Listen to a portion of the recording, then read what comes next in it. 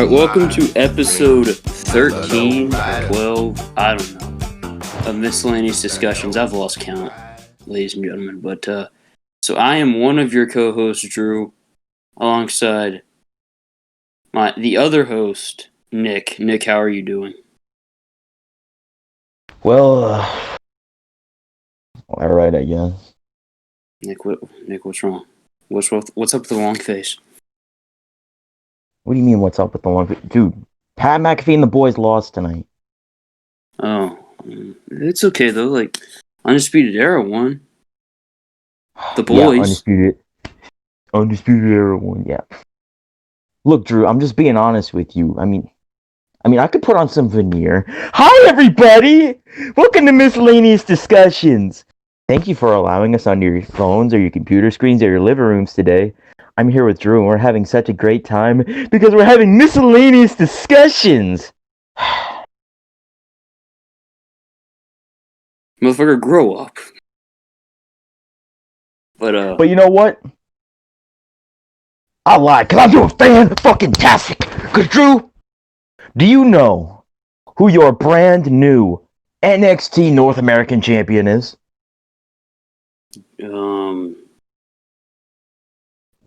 Johnny Gargano.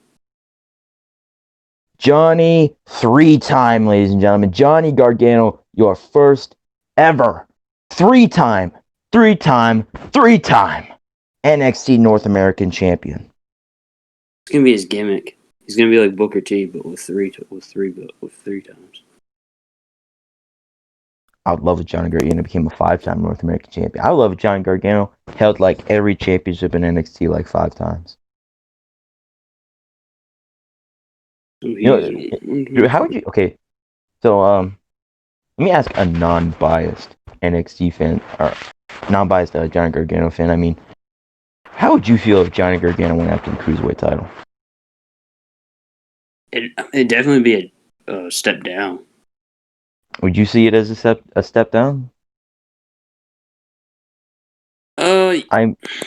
Yes and no. Because, okay, this is a step down from what he was doing.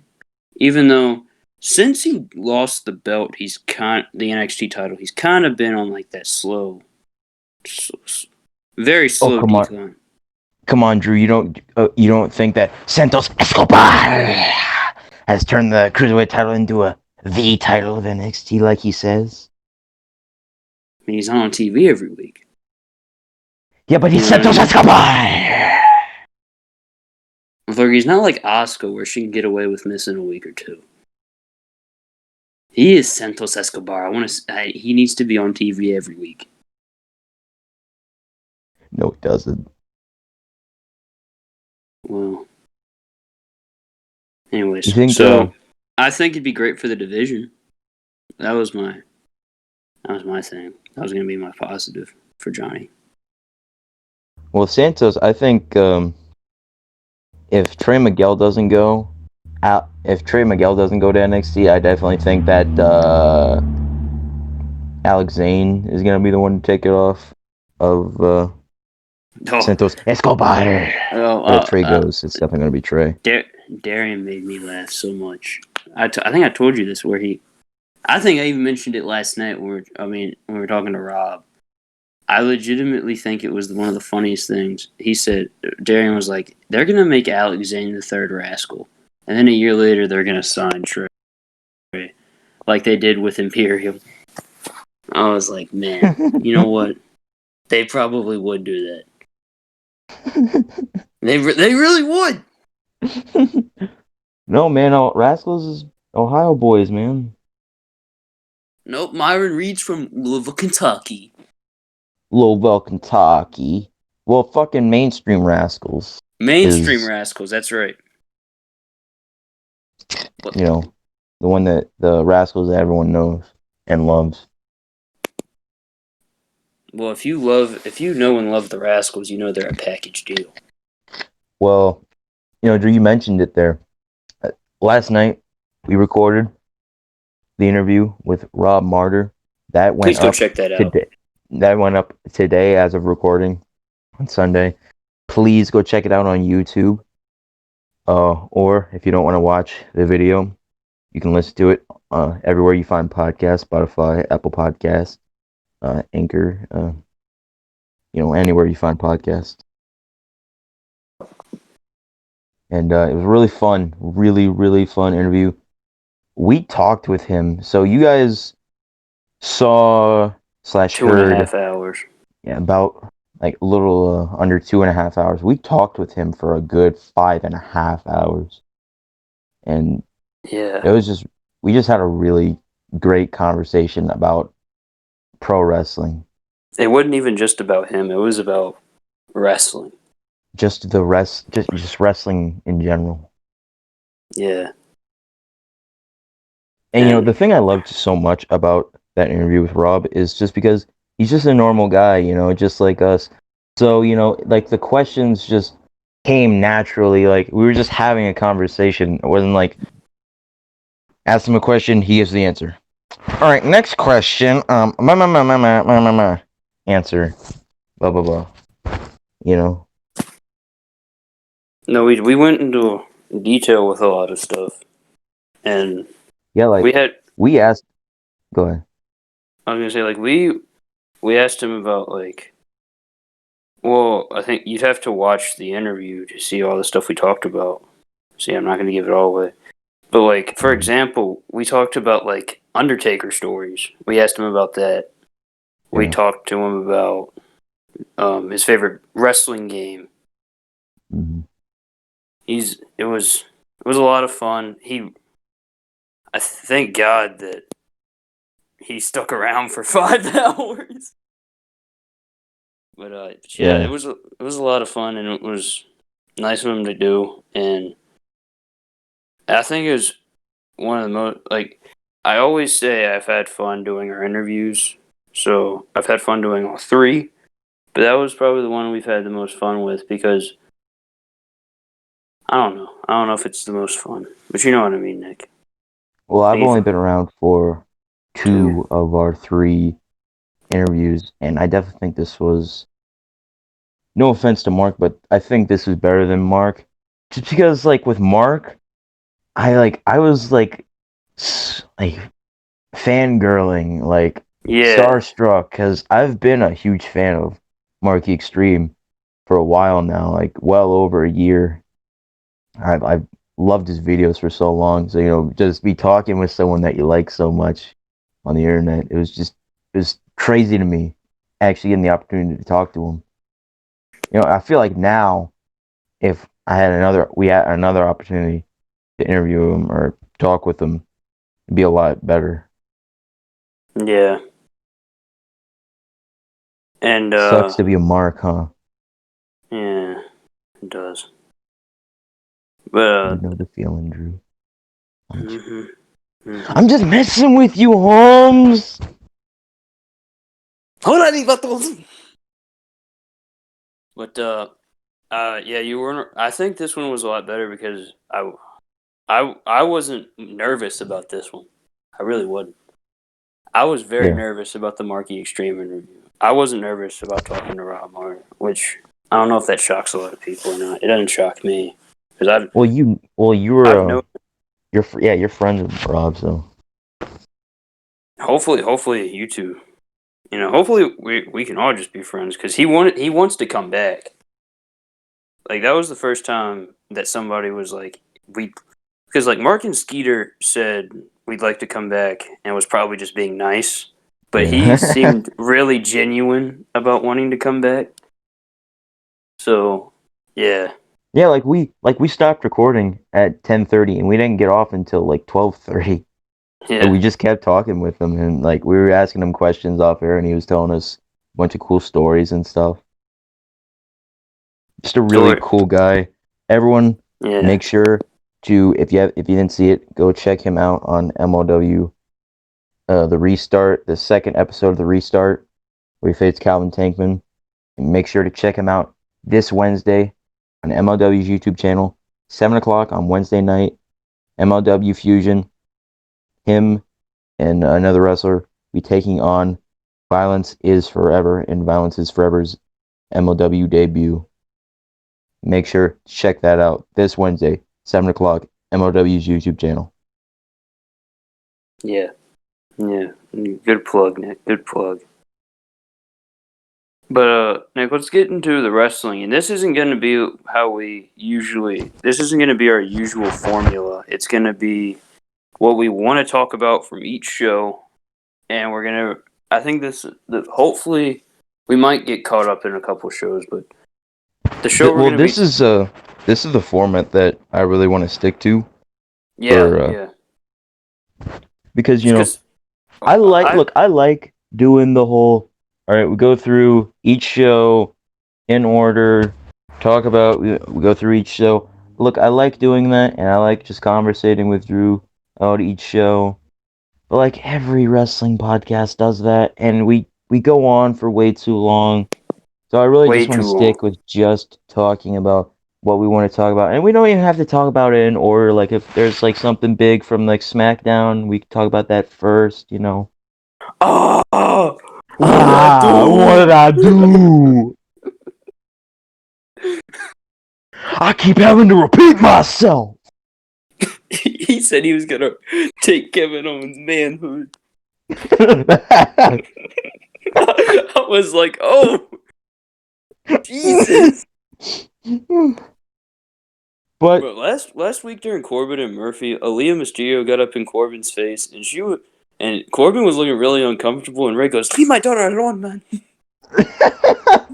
I just loved the ending when fucking Corbin gets on the mic. This is outrageous. This is bullcrap. I really wish you would have got on the mic and cut the Bret Hart promo. Frustrated isn't the damn word for it. This is bullshit. Whoa, this isn't TNT. We can't say that. I'm the best there is, the best there was, and the best there ever will be. And if you got a problem with it, tough shit. Shut up, man. Fucking Adam Pearce gets in the ring, he shoves him on his ass.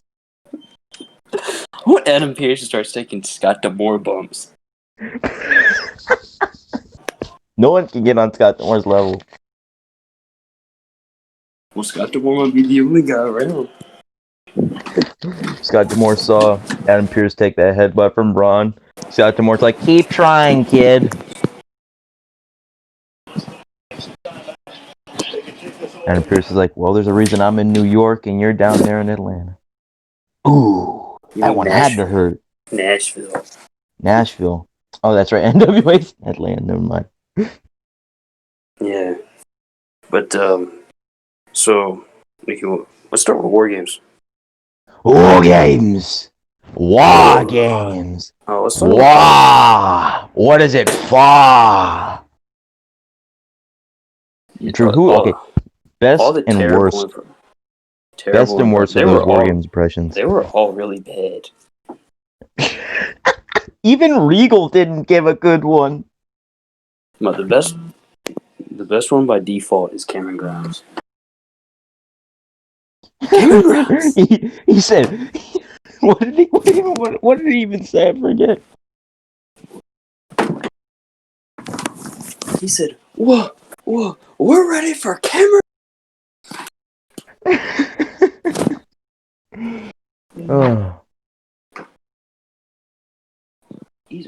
Rhea Ripley did a good one. The worst one was Mackenzie Mitchell. Yeah, Mackenzie Mitchell just goes, WAW Games!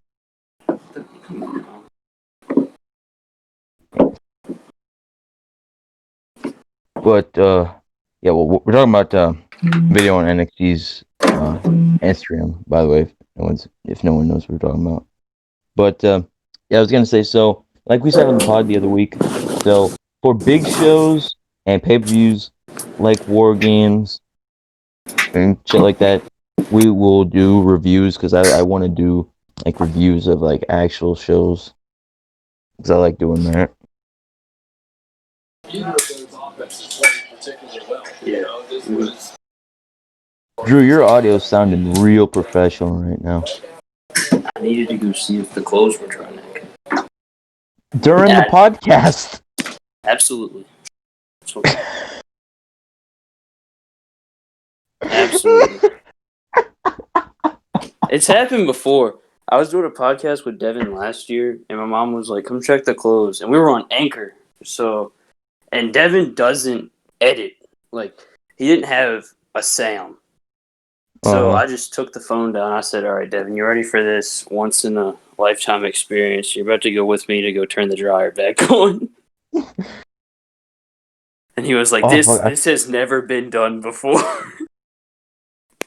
I forgot you did that. I was gonna listen to that, but then I'm like, I can't listen to about leagues that long. I understand. Devin will come back on here soon. I say soon.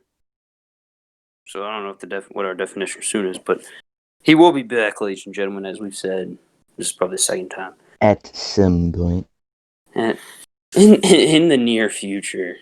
Who else was they were oh my god. Raquel Gonzalez was bad. Half these motherfuckers didn't even try. Have you ever heard Raquel Gonzalez say a phrase or a sentence or anything with any personality? Because I know you haven't. I haven't. Why is her gimmick when she walks out, she takes the jacket off just so you can see her back and she flexes? And I'm like, yes, we get it. You got a muscular back. You're also taller than me. Probably will be taller than me for the rest of my life. That motherfucker's 6'2", Nick. 6'2". Oh! I'm not kidding. She's tall. You know, the thing with Raquel Gonzalez, okay, Drew, what's your overall opinion of Raquel Gonzalez? Because I'm legitimately curious.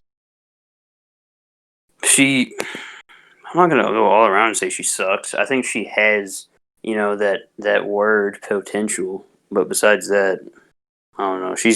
If they're trying to make her, like, the big monster heel, the big monster of the women's division, I don't think she's ready for that. Yeah, She works in this Dakota Kai's muscle. Kind of. I don't know. I'm not gonna say she's green because I don't know how long she's been working.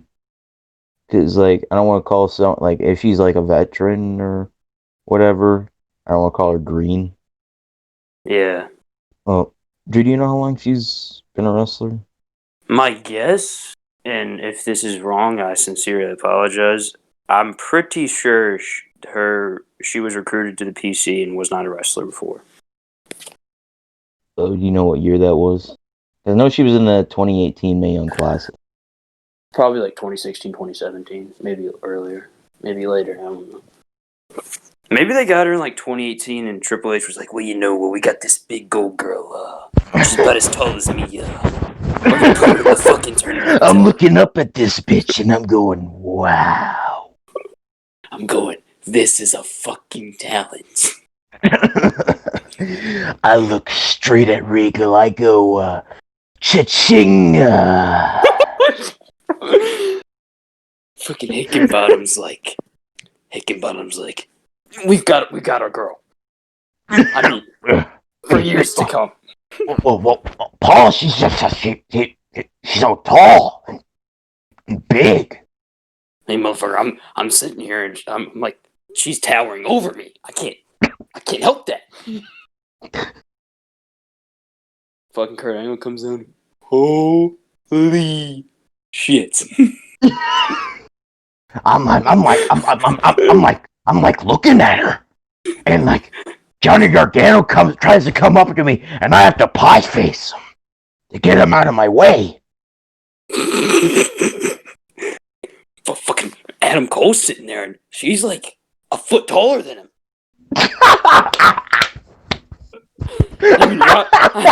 I mean, Roderick Strong comes in, and I'm like, Roddy, you're not that. You're like an inch taller than Cole. Like, get out of here. And then here's the real kicker. Bobby Fish comes in. This motherfucker is like Hornswoggle height. Maybe it's because he's old. I don't know. Oh, well, I've heard that he was about 6'5" when in his younger days. That motherfucker shrunk. He's like Benny Joey Lopez. He Like gets smaller as he gets older. He's like the hunchback from Notre Dame. and Kyle comes in, and he's like trying to outmuscle her. I'm like, Kyle, save yourself the embarrassment. You gotta do the job for Ricochet later. Look. Come on, boss. Ricochet? Oh.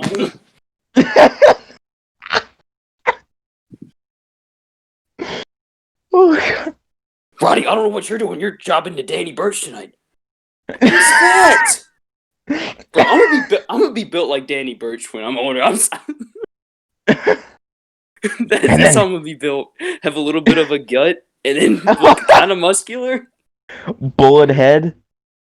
I hope not, but maybe. Bobby Fish comes up to me. He said, "Hey, boss man, who am I working tonight?" I look straight at his knee. I go, "Ha ha ha ha ha." Fucking nothing. And then I pie face him. No, you know what I did? I put him in the fucking trainer's office. I said, "That's who you're working tonight, kid. Go have a 5-star match." And Rowdy's sitting there laughing. I said, "I don't know what you're laughing at, kid. Your days are coming." And he immediately stopped laughing. He was like, "That's not funny." I told Drew one time, I'm like, Bobby Fish and Bobby Roode are going to be in the nursing home, and Dolph Ziggler and Roderick Strong are going to be sitting there laughing at him, even though their time is coming soon. And then Kyle and Adam are going to be laughing at him. But they actually have a right to laugh at him. Because they're both like 31. Cole's younger, actually. Kyle's like 31. I sent the other day during Dynamite when Christopher Daniels comes out. I sent Drew. Christopher Daniels, Bobby Roode, and Bobby Fish should be a faction called the Nursing Home. Would Frankie Kazarian be in that Roderick Strong, Dolph Ziggler group? Yeah. Frankie Kazarian. No, fucking. They come. So, guys, Christopher Daniels and Frankie Kazarian came in before they went to the competition. Alright? So, what happened was they came in, and Christopher Daniels was like, "So, you got a spot for us here in NXT?" I'm like,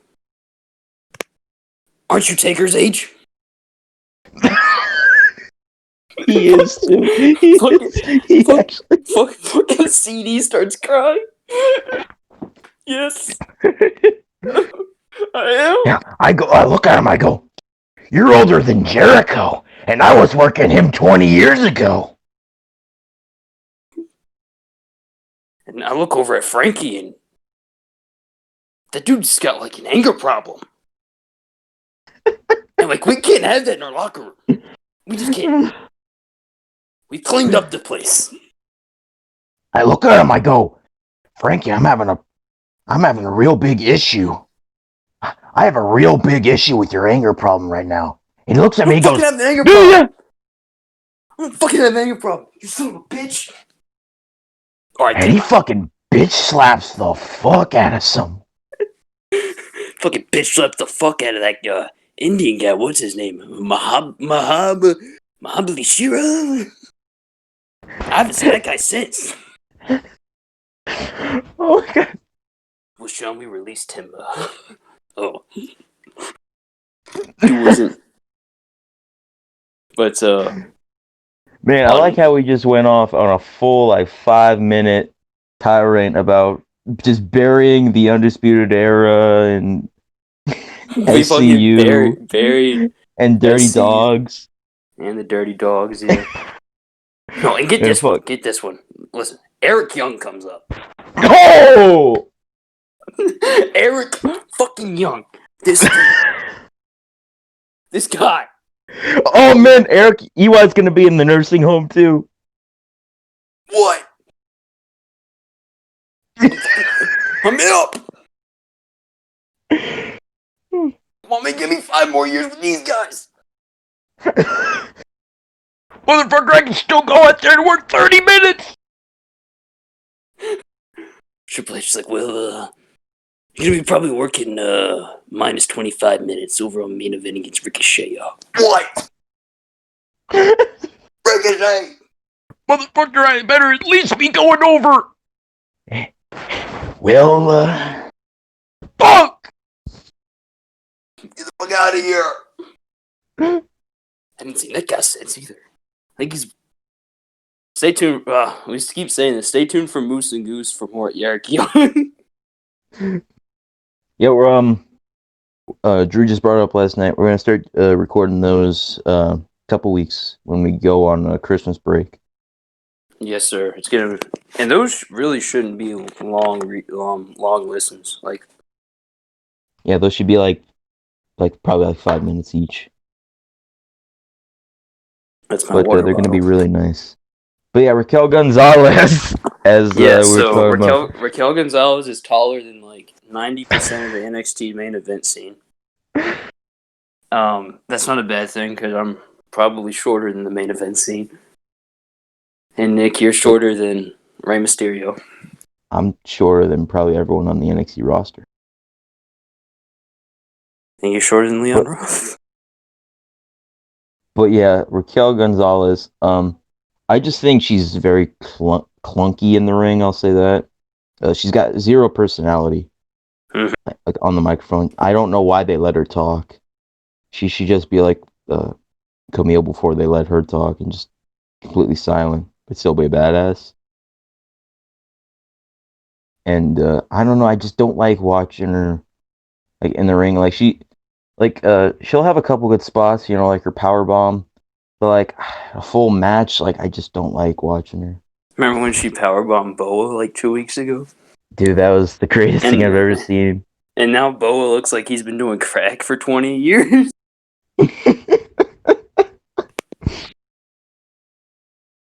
But yeah, let's get into War Games. War Games. War Games. I'm begging you to say it. Adam Cole's wasn't that bad actually, but it's Adam Cole. Well, Adam Cole's used to it. Yeah, he said, "Motherfucker, I have that shit down." When I heard it the first time, I said, "Motherfucker, if I'm in one of these again, you best believe I'm gonna be like the next William Regal." Happened the next year. I'm like, all right, I got this. And then the year after that, I have to share it with the women, and I'm like, all right, I got this. I just loved when Regal announced the first one. Adam Cole, really worried look on his face. He goes, "War Games." Who shat himself? You know who shat himself when the second one got announced? Kyle O'Reilly. Is that when he did the crying face? Yes. Remember when Bobby Fish was singing him "Happy Birthday" and Ricochet's theme? He looks like he's gonna fucking explode. Dude, I haven't seen that photo in so long. I think I have it favored. Hold on. But let's get into the first match, Nick. Which is the Women's War Games. What a way to start off the show. Well, in my opinion, I think that's the best way you could start off the show. Yeah, so obviously you got to start the show with one of the War Games matches and end it with one of the War Games matches, and I definitely agree with the women's match going on first and the Pat McAfee and the boys and Yui going on in the main event because, you know, the biggest storyline should go on last.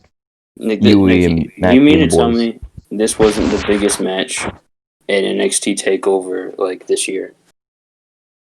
Biggest match.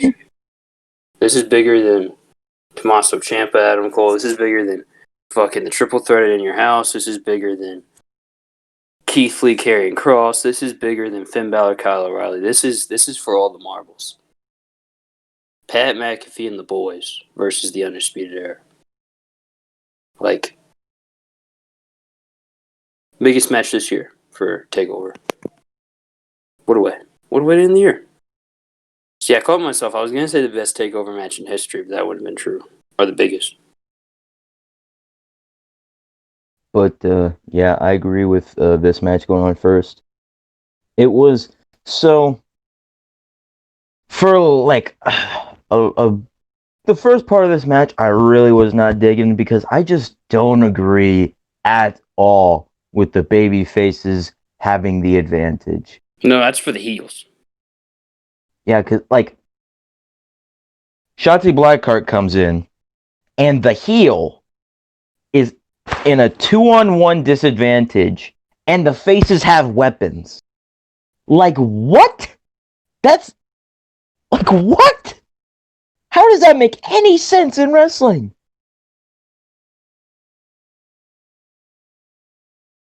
Like, I just didn't get it. I just did not get it. But it worked out. It worked out in the end when we got to the Io Shirai part. I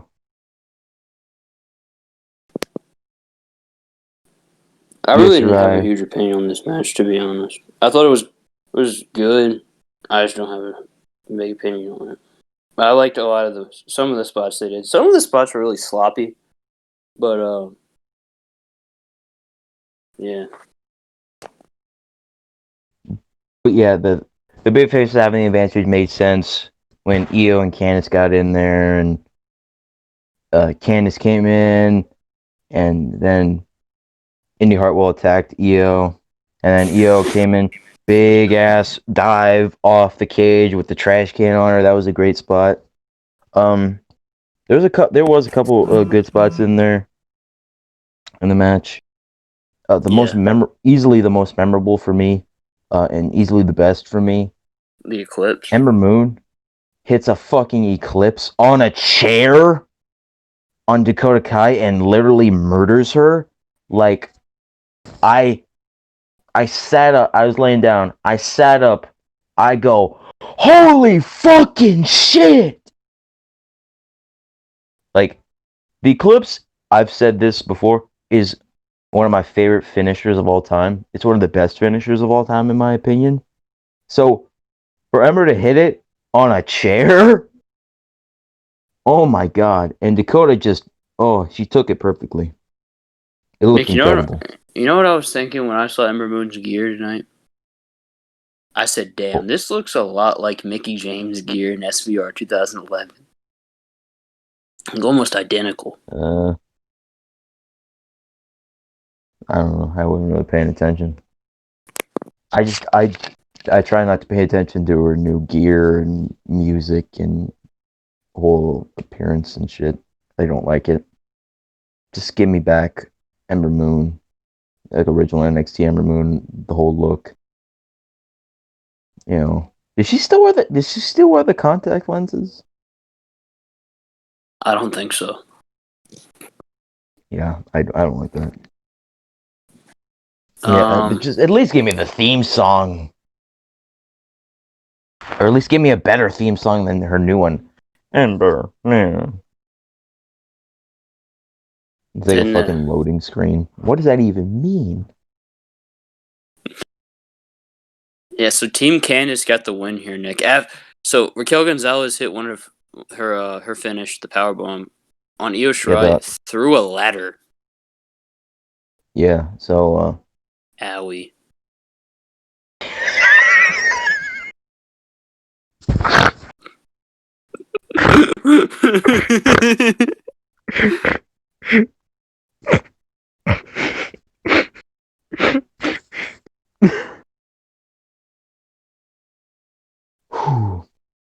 yeah, so Raquel Gonzalez is sitting on the two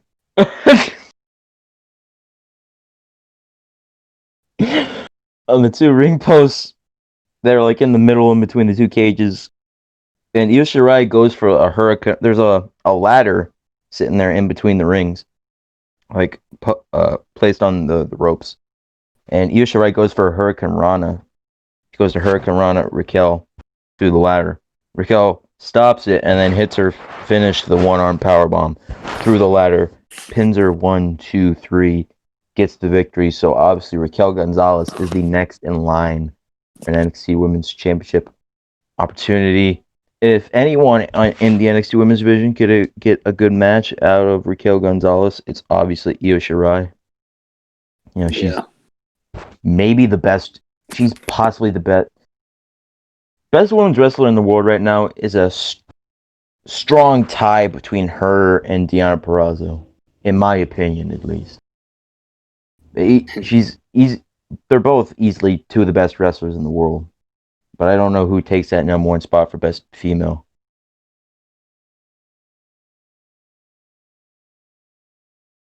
But yeah, I thought this match was pretty good.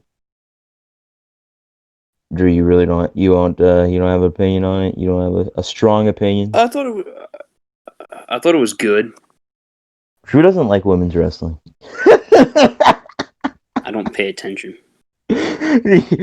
No, he pays attention, but not to the wrestling. Motherfucker. Trying to keep this professional. I'm not gonna come on here and be like Sam, be like, I fucking hate women's wrestling. I think it's the shit.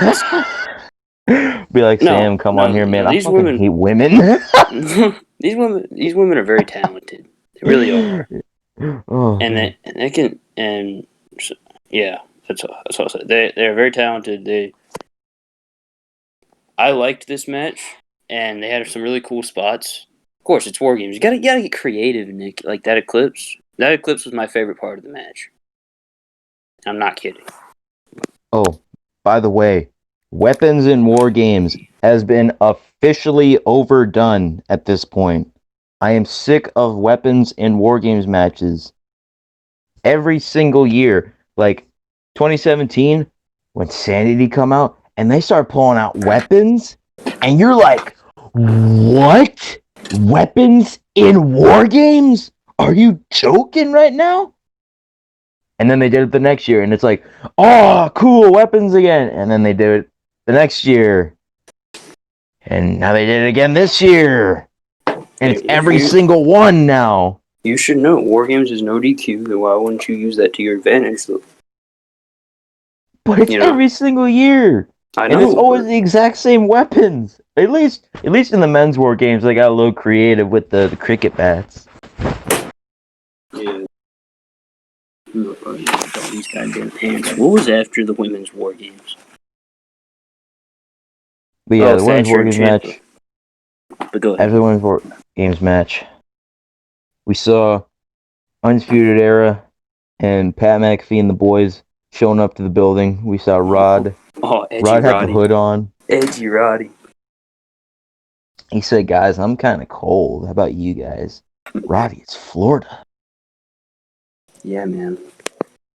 You know, he's like, guys, I'm feeling kind of down in the dumps today. Put my hood on so nobody talks to me. Like this is fucking middle school. Guys, can we like just reflect on this journey we've had? And then Bobby goes, I'm kind of done with reflecting. I just kind of want to kick somebody's ass. He's like, guys, did you guys see that Pat McAfee has been here like all week? Like I'm kind of scared. Kyle goes, yeah, we probably should have like done something about that. This dude was doing his show in like our turf. Like this makes me really upset. Adam Cole goes, did you guys see that Pat was training and Triple H comes in and pats him on the back and tells him good job? Whose side is this guy on? I thought he loved us. Undisputed Era march into Triple H's office. Cole bangs on his desk. Hunter, pick a side. Well, I am for the brand. Oh no! Roddy's like, he goes home, babe, this is bullshit. You're never gonna believe what happened today. Babe, I'm like heartbroken. And it's like really hard for me. You know, I'm getting like, really babe, this is like the most emotional experience I've ever had, like, in my life. She's gonna be like, what about when we got married? I think it beats that. And then she's like, what about when your mom tried to kill your dad? And he's like, well, Triple H is like your dad to me, so I'm sorry. yeah, it's not like my dad tried to shoot me. Oh my god! What about when what about when our son was born? You make me choose. Troy Boy's cool and everything, but like Hunter. What about like Hickenbottom too?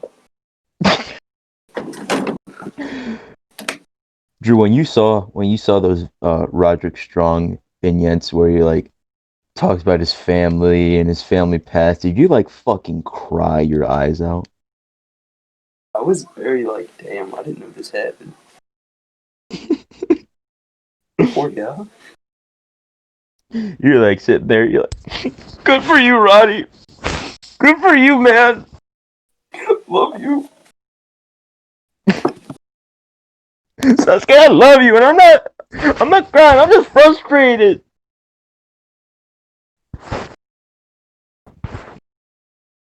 He like, Yeah.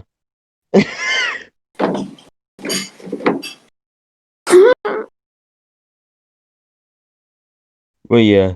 Then we see Pat McAfee and the boys show up. Pat McAfee shows off the back of his hoodie, and it says, "It must suck to suck." he was showing up to where he's been sleeping all week. Paul's been letting me sleep in his office. He was having his show where they do creative for NXT. Drew, did I just hear the washer? Oh, you did.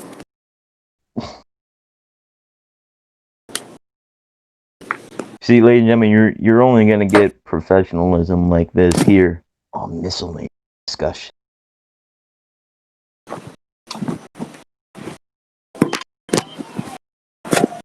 But What a way to make us stand out from the pack, Nick. Not blend in. You know? man, Sam is just gonna fucking love this audio. But yeah, Pat McAfee and the boys show up to the PC, and then we see Shredder come out, and then Let's Shredder talk takes. about. I really. Oh, go ahead. I didn't see Ciampa's entrance. I'm gonna go get my food. Yeah, we see Shredder come out, and then Shredder takes his mask off, and I go, "Holy shit! Shredder's been Tommaso Ciampa all these years." And then Timothy Thatcher come out, and they have, I don't know. Tommaso Ciampa is one of my favorite wrestlers of all time. I'm a huge fan of Timothy Thatcher, but these guys just, in my opinion, just didn't mesh well. Like in my opinion, the match is very boring. It's just way too long too. And yeah, I liked it, Nick. But what I'll say is, it went back to every conversation we have when Timothy Thatcher does something. What happened? I was thinking about this like during Takeover. Like, man, he's really becoming the Bray Wyatt of NXT. Like he talks a big game, and he has all these big feuds, but he never wins. And we were talking about this last night. The only like big match Timothy Thatcher has won in NXT is his fight pit match with Riddle. And like he only won that because Riddle did the fucking dive off of the cage. And even with Riddle beat him in their first match. He said, "Bro, what the hell was that?" Like, I don't know if it's just because Matt Riddle's been on the main roster for a long time. I keep forgetting his run in NXT happened. Oh. I mean, how can I forget about the Broserweights? Dude, it's so crazy that the Broserweights happened this year. And it feels Like, that feels years ago. yeah, it feels like Pete Dunne is a different man now. It's like, Like, dude, I swear that month in between, like, the COVID era, like, that month or two, like, between normal life and then the COVID era, like, really kicking in, I swear that felt like an entire year went by. it Like, that did. in-between period. Motherfucker, that was like one of the longest months of my life. And it was because of how like dreading it was. Like how slow it was. And then when COVID happened, everything started going like, I guess, life speed again. If that Yeah, like, makes any sense. I don't know, for me, like, ever since summer, like, shit's been going by pretty fast. Which I'm Yeah. happy about, because now it's Christmas time. Bro, 210, 210. I'll do the talking, I'll do the talking. That's the last time you're going to do the talking. That's the last time you're gonna do the talking. That's probably still one of the funniest things I've seen this year. The I bros are haven't watched winners. that. I haven't watched that seg in months. What sock? Sam, cut that. um. Anyways, so yeah, the broserweights, Nick. Could you, I started thinking about what if Pete Dunne was here to do the full angle, which Timothy Thatcher obviously finished it for him. Um, I don't know. I've been thinking about it. Feels weird. How long do you think their reign would have been? Probably as long as it was. So, like, the Chicago takeover, or like not the shit. I just think of that. I always think of that as the Chicago takeover. Oh, You know, dude, wasn't it supposed to be broserweights and grizzled young vets at Tampa this year? yeah, that's fucking right, dude. I'm so fucking sad Yeah, we they were didn't gonna get that drop it to match. GYV. Grizzled young veterans.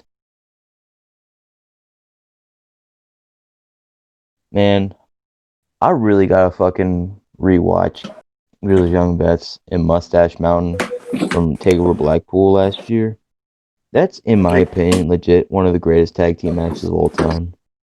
Now, do you think they're gonna beat Larkin and Birch for it, or do you think UE's gonna be the ones to beat them for the tag belts? What? Do you think UE is gonna beat Larkin and Birch, or do you think JYV is gonna beat Larkin and Birch for the Well, tag titles? they're not gonna have heels beat heels.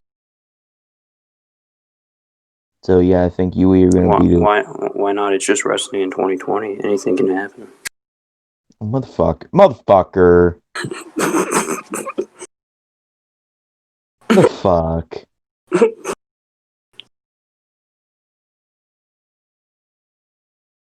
How's Tell that that make you feel, right to Nick? Jim Cornette's face. He'll smack you right in the fucking dick. Fucking whack. Fucking what? Fucking Motherfucker. Don't you ever say that to me again.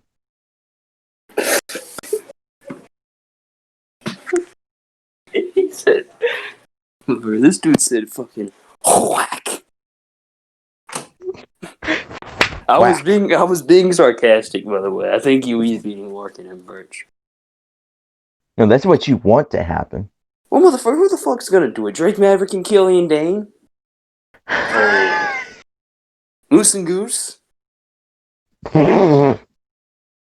Listen, Triple H stole my segment. They stole our show, Nick, and I'm tired of it. Tired of it Hey, going. I'm tired of it going unheard. what about Cough, cough. Rascals, Drew? Rascals. No, I think it's gonna be UE beat No, you can't even do it Welcome. right. It goes like this. Oh no, they do the fucking I can't do a bong sound. Oh. We're gonna be on NXT and we're gonna get Desmond Xavier going. I'm really glad they brought us in. I really needed to relax. I'm like, holy shit, it's here. Well, But yeah, fucking, I think Yui are gonna beat Lorcan and Birch. Grizzly Young Vets are gonna beat Yui, and then the Rascals are gonna beat Grizzly Young Vets. oh yeah. You think they're gonna? You think they're gonna change the Rascals' name? I would hope not. I don't think they're gonna change it. They might not use it. It might just be Des and Wentz. True, true. They already changed that Scoot Taylor dude. Is that his name? Scoot? Scoot Taylor, what? What's that dude's name that was in the Pure tournament? I thought it was Scoot. It's Rust. How the Oh, fuck did you get Scoot? because I think I made that. Some dude was named Scott Taylor or something. I don't know. His name's like Taylor. They changed it. They flipped his name. His name's Taylor Rust now, which sounds much better. Is it Rust? Is it Rust or Russ? I think his real name is Rust, but his ring name is Rust. Because I didn't watch NXT this week. I watched a review, and I watched Brian Yeah, Zane from Wrestling with Regrets review, and he said he couldn't. He said he didn't know if it was Taylor Rust or Taylor Russ. I heard they switched his name. They flipped his name. It's Taylor Rust now. But yeah, Ciampa Thatcher. It was all right. I didn't care for it that much. Timothy Thatcher should have won. And Then after this, Nick's favorite match of the night. oh god, me and Drew were talking about this before we went on air. This is, in my opinion, possibly the most boring takeover match that I've ever seen. And I've been watching takeovers ever since about Takeover Brooklyn 2. And this is probably the most boring takeover match that I've seen. So, what were you gonna say, Drew? Cameron Grimes. He said, "It's my strap. I brought my own strap." I brought my own strap. Yeah. Cameron Grimes comes down and he's got his own strap.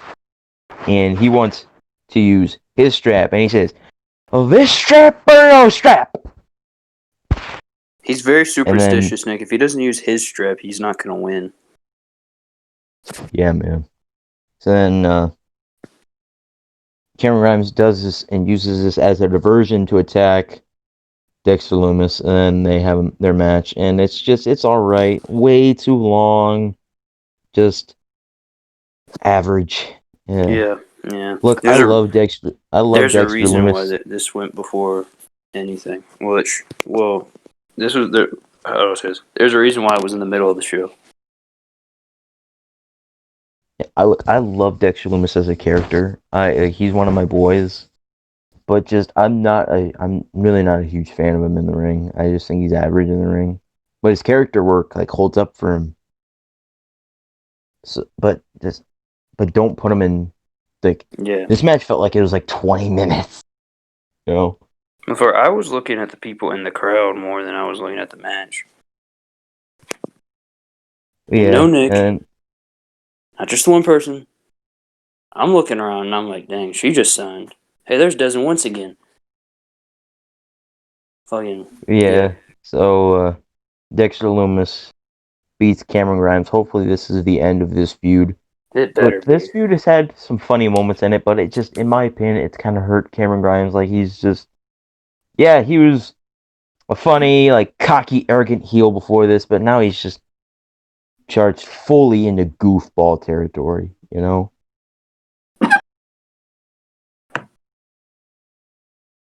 But, Okay.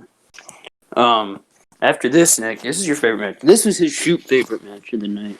The triple threat. no, I did think this match was really great. So, Drew, tell everyone why you didn't like this match. Why I didn't like this match? I liked this match. I didn't like Johnny Gargano's gear. Oh, so yeah. So if everyone doesn't know already, I'm an Ohio boy. I am, I live in a small town in Ohio, about 45 minutes outside of Cleveland. Um, anyway, if you live in Ohio, you know that Cleveland is the cesspool of this state. So if you live in Ohio, you know that Cleveland is the shits. But I still like Johnny representing Cleveland, representing the whole state, you know. So I love Yeah, his gear, he the could have Cleveland picked Browns gear. different gear. The Yeah, Cleveland but Browns are Cleveland Browns are the fucking shits. Despite their well, record like this if year, they're the shits. yeah, I always hear about the Browns just being like awful. I don't keep up with football, but I always Well, hear that the Browns are just awful. well, Nick, here's some football IQ for you. They're in the playoff picture this year, and they're probably going to make the playoffs, but they're still the shits.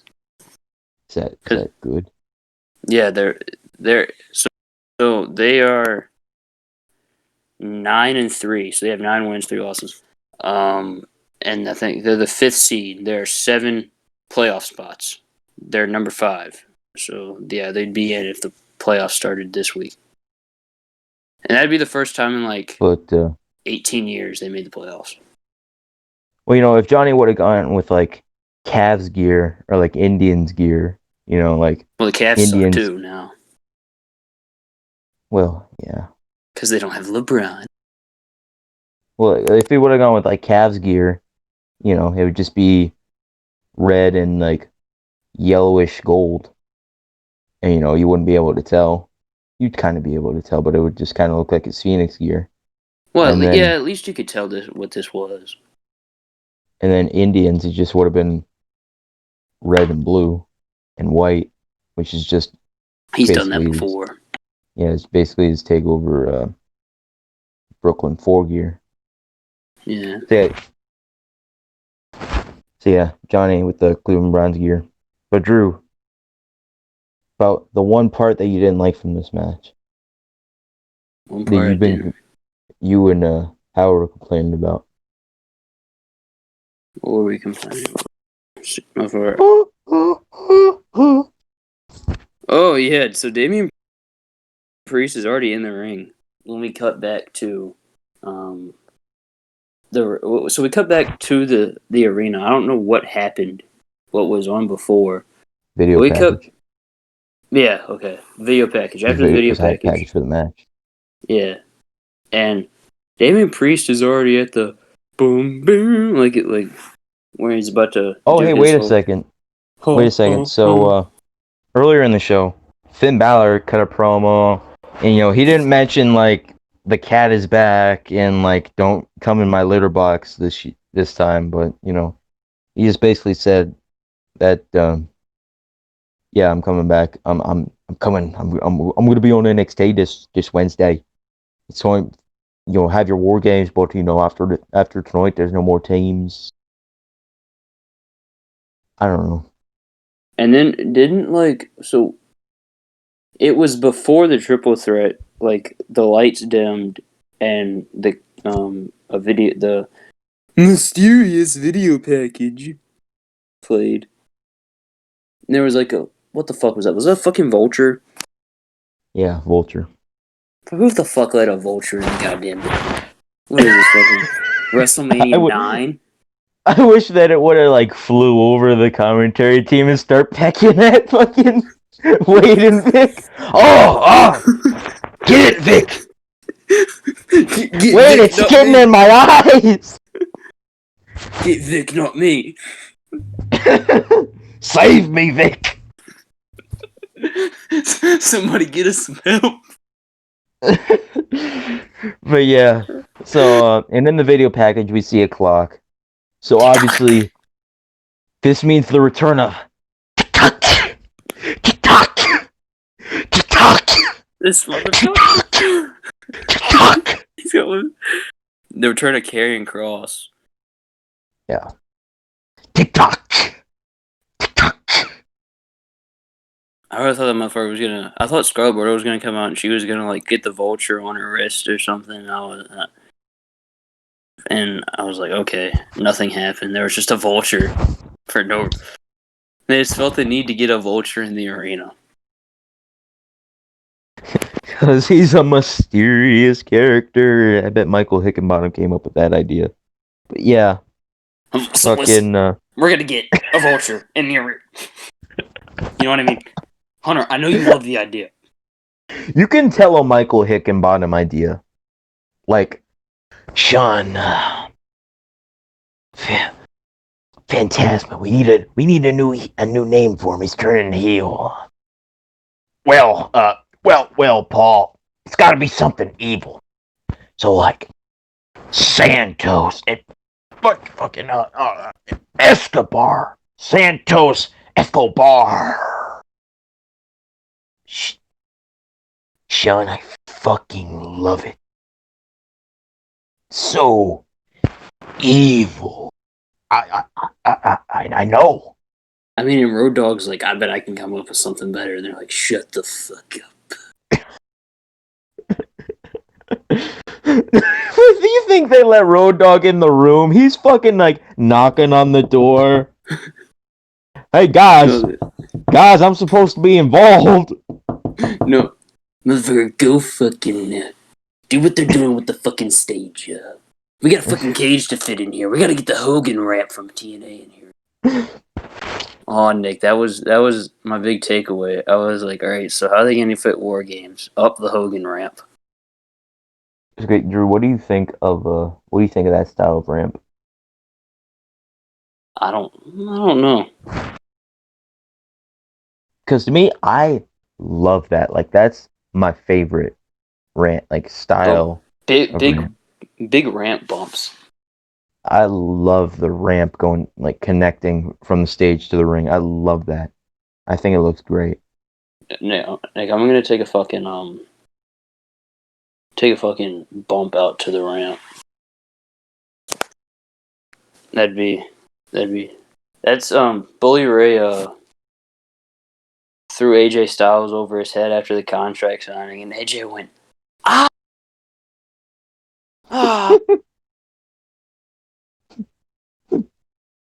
Dang it. But so yeah, this triple threat. I really like this triple threat. Leon Ruff was about to do his weird ass spider thing, and the belt on, you know. The belt fell off, and he had to like, his entrance was all awkward. I'm like, well, motherfucker, ain't that the fucking shit? Well, Leon, I'm sorry to see this.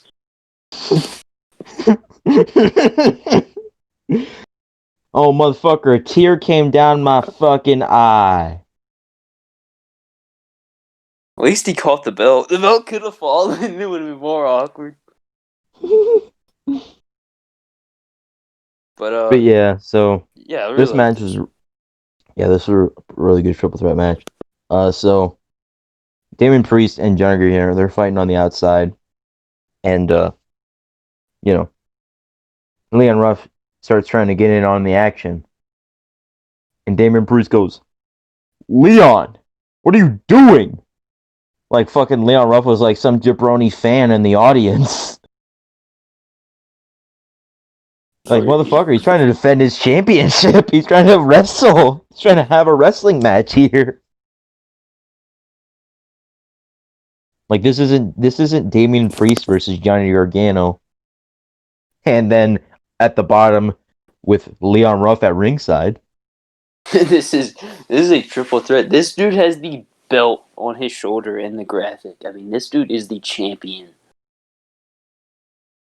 You know, and Nick, you went into this. You had no faith in Johnny Gargano.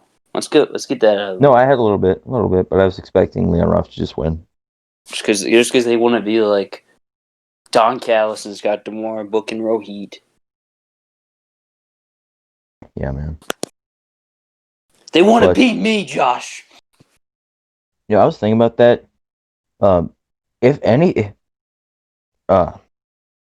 So Leon Ruff is not WWE's version of Rohit. Sami Zayn is. I don't know how I've never drew that comparison until the other day. I'm like, oh wait, Sami Zayn is WWE's version of Rohit. Like they're literally the exact same. Except Rohit does, except Sami doesn't want to defend his championship. Yeah. But yeah, so Damian Priest started getting tired of Leon Ruff, and this motherfucker just picks him up, does the fucking crucifix powerbomb through the damn fucking barricade. But then he's just standing there, and he's like, the referees are like checking on him, and he's standing there, he's like, tear coming down his eyes. Leon, I'm sorry. You know what they said to Leon when he got to the back?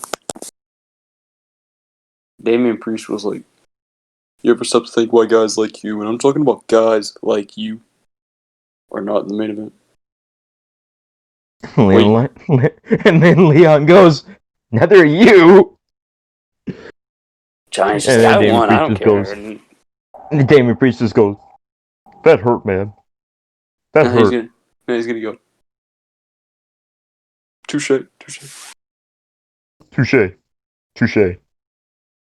I like you, kid. Hey, Kabam's like, yeah! That's what I like to see in this business. Welcome to the team, kid. I've been signed for like 2 months.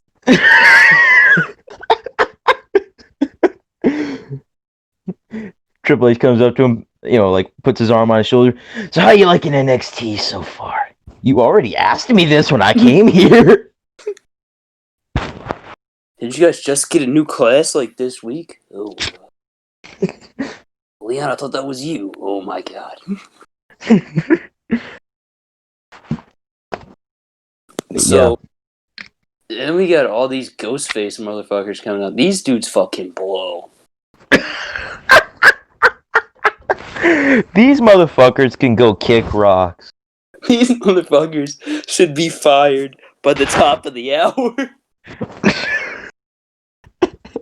Motherfucker, and don't let the door hit them on the way out. Like, they need to put their mask on the table and leave. These motherfuckers lost 6-on-1. Fucking 6-on-1. So then they're out of the picture. They got their fucking asses handed to them. Fucking Johnny was just on the streets of Orlando. Hey! You want to make $20? Come here. And that's how the Ghostface people were recruited. No, and then they lose 6-on-1. They're like, so Johnny, where's my $20? And then fucking Austin Theory just butts in. Oh, you don't talk to the champ. For who are you? You in on this? You like? They're like, didn't you used to be on like the A show? Oh. Wait, were you like a disciple of Seth Rollins? Oh. Yeah. So, No. Damien Priest and Johnny Gargano are going at it. But then we see another ghost-faced man with a pipe this time. Yeah, with a pipe. Hits Damien Priest with a pipe. Takes Damien Priest out. Johnny Gargano hits the slingshot DDT on Leon Ruff. 1, 2, 3. Becomes your first ever 3-time NXT North American champion. I go, fuck yes! I start legitimately crying, tears of joy. There's nothing that makes me happier in life than Johnny Gargano winning a championship. Is that right? And I remember I have vivid memories of every single time Johnny has won a championship. They've all been super special moments for me. This one was no different. I'm so so happy that he won. And everyone's fucking freaking out on the internet. Like, oh, Johnny Saneface is the champion. Meh, meh, meh. I said this earlier, on Instagram, to you guys. Yeah. The Johnny Gargano haters, they love to point and laugh at Johnny Gargano fans. Johnny Saneface, meh, meh, meh, meh, when he loses. So I'm more than happy to point and laugh at the Johnny Gargano haters who are pissed off about him winning when he wins. And then Nick, Ghostface comes unmasked. No. So he has he's about to pull it off, and you just hear all day. Pulls it off. And everyone probably like but Nick fucking starts fuming. They're like, you were fucking kidding me. And I was just like, okay, yeah, I do that. Drew Drew started going, holy shit. I was like, I went, this is awesome. Yeah, you sit on the couch, you're like, this is awesome. Your dad's looking at you like, we really shouldn't have had you. No, my dad's looking at me like, who the hell is that? Is that what he actually said? No, he only watched the main event. I told him that Pat McAfee was in the main event. I have to watch that. Oh damn, brother didn't stick around for the whole show. No. Damn. You should go up to him like, hey dad, did you see Austin Theory showed up in the North American title triple threat? He's like, what did you just say to me? He's probably just gonna nod his head. Yup. Is that Dickie Dice's friend? No. Oh. But so Austin Theory goes to the camera. It was me all along. It was me. that was nice. No. You know what I was looking forward to? I was looking forward to Nick because every time Austin Theory was on TV up until tonight, him and I always had this back and forth. He would send me, as a white man, I'm utterly disgusted, and I'd send him a video of Eat That Pussy 445 and Ben Shapiro. Which is a joke from Stephen A. Smith. What was he even talking about? I think it was something about Antonio Brown. He goes, as a black man, I'm utterly disgusted. So I started sending Drew, as a white man, I am utterly disgusted because I was utterly disgusted by Austin Theory. Look, I'm not an Austin Theory fan in the slightest. I do not like him as a wrestler. Has no personality. He's blanter than a bucket of wet toast. But he helped Johnny Gargano win the North American Championship, so we're square in my book. Brother, it Oh, canceled and it obviously his real life allegations, which just fuck him for that. But he helped Johnny Gargano win the North American Championship, so I could stand him. Yeah, he shouldn't be. He shouldn't be on television. He shouldn't. Even before his allegations, he shouldn't have been on television because he's not good. There's nothing special about Austin Theory except his look. He's got a hell of a look on him. That he's just got no talent to go with it. And I remember. So Drew used to be huge Austin Theory fan. Always would put him over. Okay. Let's fast forward. Let's rewind here. I'm at the point where, like, listen, I want to like Austin Theory, but I shouldn't. You know what I mean? Yeah, but I just remember, like, talent-wise, I think he's very good. I think he's very young and has time. But now it's like, all right, he's got an odor to him now that he got accused of what? Yeah, he got tainted. So it's like, man, there's not a lot I can do. Like, if I even say I think Austin Theory has a big future, you're gonna get fucking raided about it. Like, he's a pedophile, and I'm like, God damn it. Son of a bitch. I'm sitting here like, ain't that the shits? Oh, But yeah, Nick and I have very different opinions on Austin Theory. so I just remember one time Drew's trying to defend Austin Theory, and he goes, for his age, you guys don't understand how good he is for his age. That's And I when go, it's when he got signed, right? Oh, is this when he and, was on Raw? no, this was like a couple months ago, like when he was on Raw, and I'm like, motherfucker, Okay. Pete Dunne and Tyler Bate had one of the greatest professional wrestling matches of all time when they were 20 and 24. And Austin Theory is 23. So don't be coming at me saying that Austin Theory is saying no one understands how good he is for his age. Velveteen Dream was like 23, like when he was like peak in his NXT run.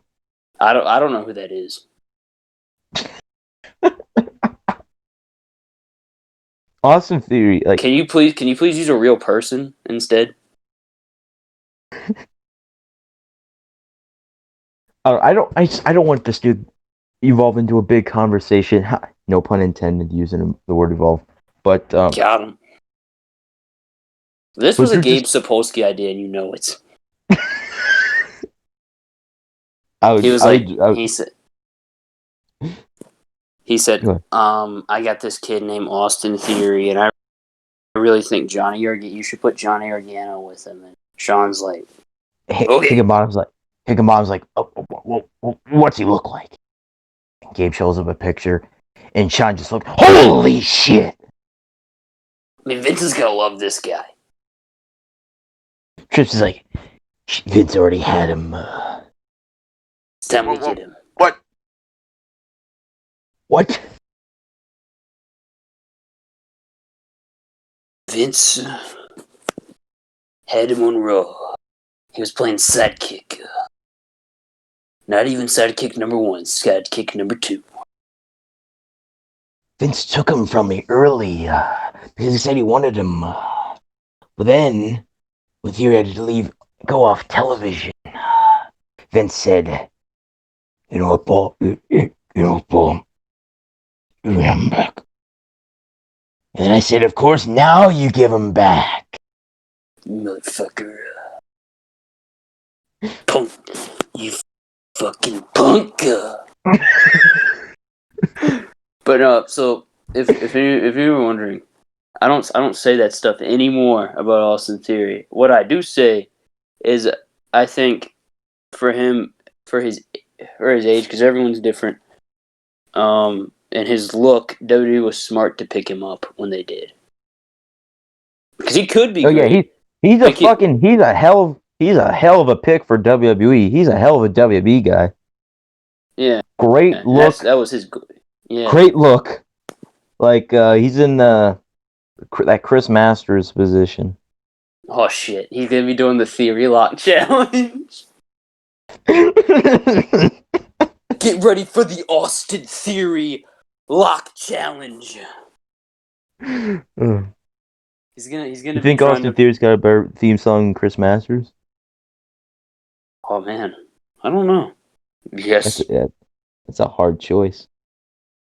I remember he did try to do the Master Lock on the Big Show, and he goes, "Wipe him down. He's all oiled up." He's gonna be trying to do that to fucking like who's the big guy? Otis is gonna come down. Special guest Otis, Blue Working Man. Who's ready for the Austin Theory challenge? Blue collar working. Oh come on! Yeah. Blue collar solid. Blue collar solid. I'm a working man. Theory like starts kicking the ropes. Damn it. Fucking so Otis sits down. He's like, "Oh yeah." Oh yeah. He tries to put it in the Theory Lock, and he goes, "He's all oiled up. Wipe him down." I'm just a little sweaty, a little nervous. You know, it's a little grease on the working man. So you think Austin Theory is like Curse Master? You know what? Just a little grease on me. Just got done working on my pick 'em up truck. Wipe him down. See, Austin Theory is the new Chris Masters. That's the big takeaway from this podcast. Yeah. I mean, Yeah. yeah. I'll go with that. I'll go with that for a little. You're like, yeah, that's If fair. we see if we see more than just what happened with Chris, he's gonna get drafted to SmackDown and do nothing, and be on the new WWE game and be like the Chris Masters, like how Chris Masters was in SVR 2008. He was Nick, I in bet you, like, he was in 06 to like, he was in 06, 07, and 08, right? yeah, and then he was in 2011 as DLC. Oh, that's right. But What wasn't Chris Masters a babyface and he was dating Eve Torres in like 2010? don't fucking ask me. I just Oh. remember. I don't remember anything he did actually. I remember he had a basic in his modern. He had two Mattel figures. A flashback basic, like in a Survivor Series wave. And then he had a modern basic in the Was regular he? basic wave. Oh no, was he on Team Raw in 05? Yeah. Wow. Oh, okay. But Drew, I was gonna say before.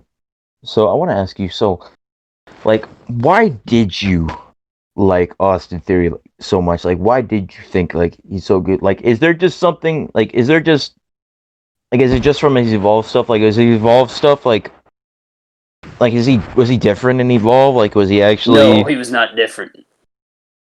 Um, it was more of, I guess it's like with WWE too, new toy. You know, let's see how he does.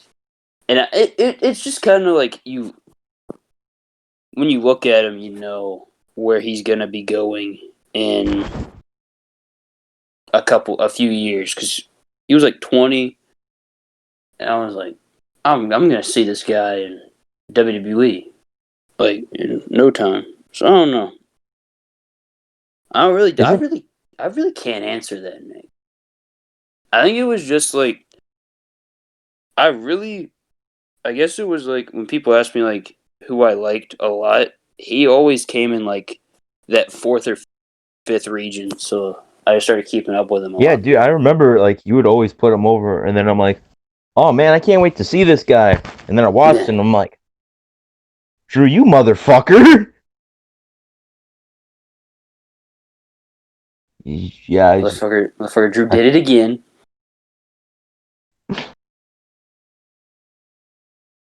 but wait, isn't he like the longest reign? Wasn't he like the longest reigning Evolved champion of all He's not the time? longest reigning, but he had a long reign. Hmm. The longest reigning champion, I think, is Timothy Thatcher. Oh, nice, nice. But then after But this, yeah, Nick, it was the biggest match, perhaps of the week, for at least us. yeah. In my opinion, the best match of the week. Absolutely. Absolutely. And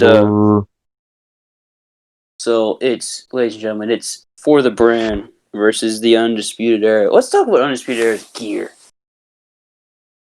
Oh, so I've been seeing some divisive opinions about their gear. I loved it. I I've thought it seen looked that fire. a lot of people want figures of them, which I think we will get.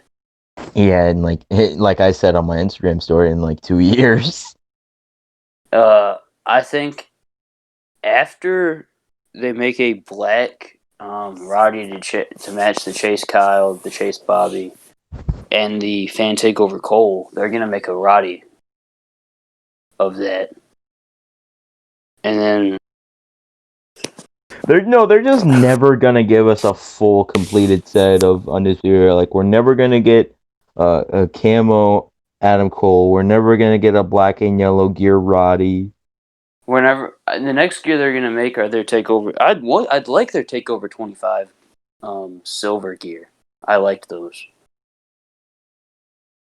If I could choose one Undisputed Era gear, I would easily go with their Takeover Chicago 2 gear. I'd like that too. Yes, I'd like a 'Cause, singles Roddy that's his white diaper gear. You know when he had that white gear and it was really weird. I thought yeah, his it, last it singles was gear. fire. Yeah, Yeah. yeah. I'd like He that had as a. so he had the black, the blue, and the white trunks, right? Mm-hmm. But the white Yeah. trunks were exclusively like babyface Roddy NXT Roddy, because Yeah, the like black and blue yeah, what were like he was that was his regular gear around the world. I just remember I only remember the white trunks in 2018. He wore them at New Orleans. Man, why was he only a babyface for like what was it, like 4 months in 2018? But like he had his 2018 run as a babyface was way more memorable than his previous 2 years in NXT. I don't know. Well, I'm happy that I feel like a bad person for saying this, but I think it was a really good thing that Austin Aries broke his eye hole for Roderick Strong at least, because like I don't think so, you don't think so? because I think that would have led to them actually. Because Roddy didn't do anything. Roddy did not do a single thing. Like he had that one match with EY at Takeover. Well, Chicago. he got involved in that whole Sanity feud. So yeah, and then he had the 8-person tag at Takeover Orlando, and then he beat EY Takeover Chicago, Mm-hmm.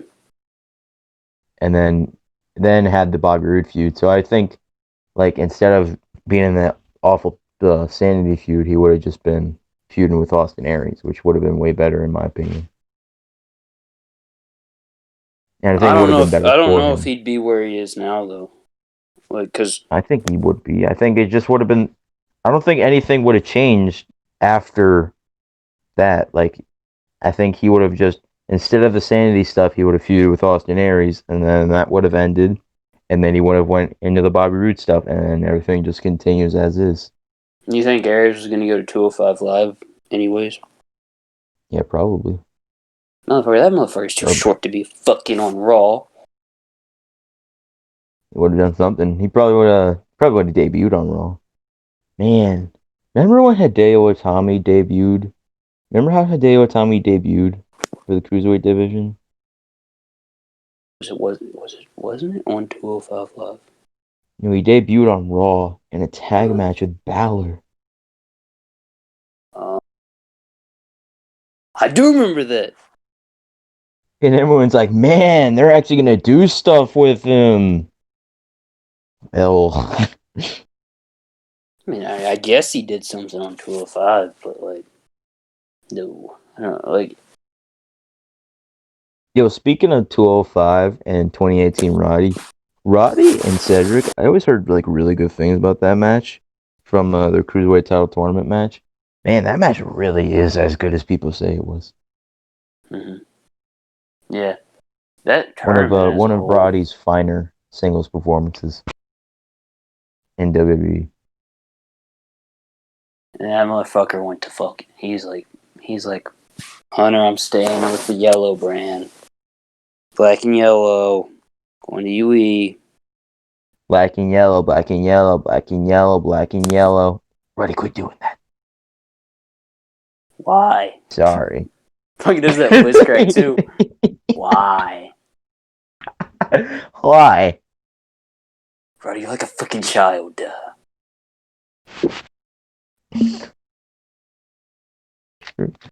Right, tell me why the fuck Troy Boy's more mature than you. Well, you Davis know, is. Hunter, he's really advanced for his age.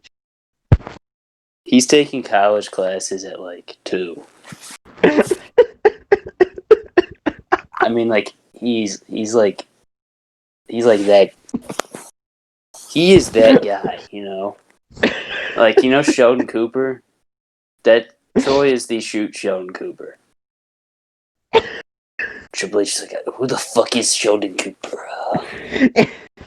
You know, right? Get the fuck out of my office. Adam Cole's like, so how'd it go? I think it went pretty well. And then he's like walking out of the door and he like peeks his head back in. Hey, by the way, you want to give my wife a job? Get the fuck out! Fucking gives Marina Shafir a call. Hey, so your fucking husband was in my office, so fucking shut him up. You want to come over here? Bring your fucking kid to,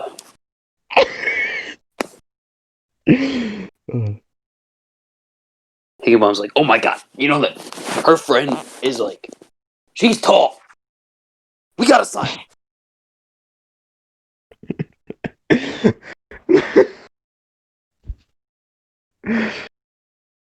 God. But yeah, We were saying so this was gonna be short, and we're sitting here fucking. I'm sitting here fucking going out track doing Shawn Michaels shit. But let's talk about the main event, Nick. Man, I was invested.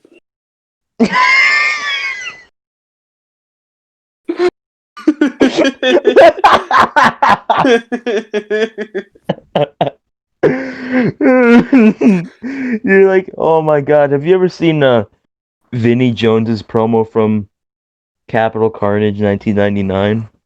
I think. He ends it with, it's gonna be emotional! That was you going into this match. Oh, it was. Nick, I It's posted gonna on my be story. emotional! It's like, today is the day.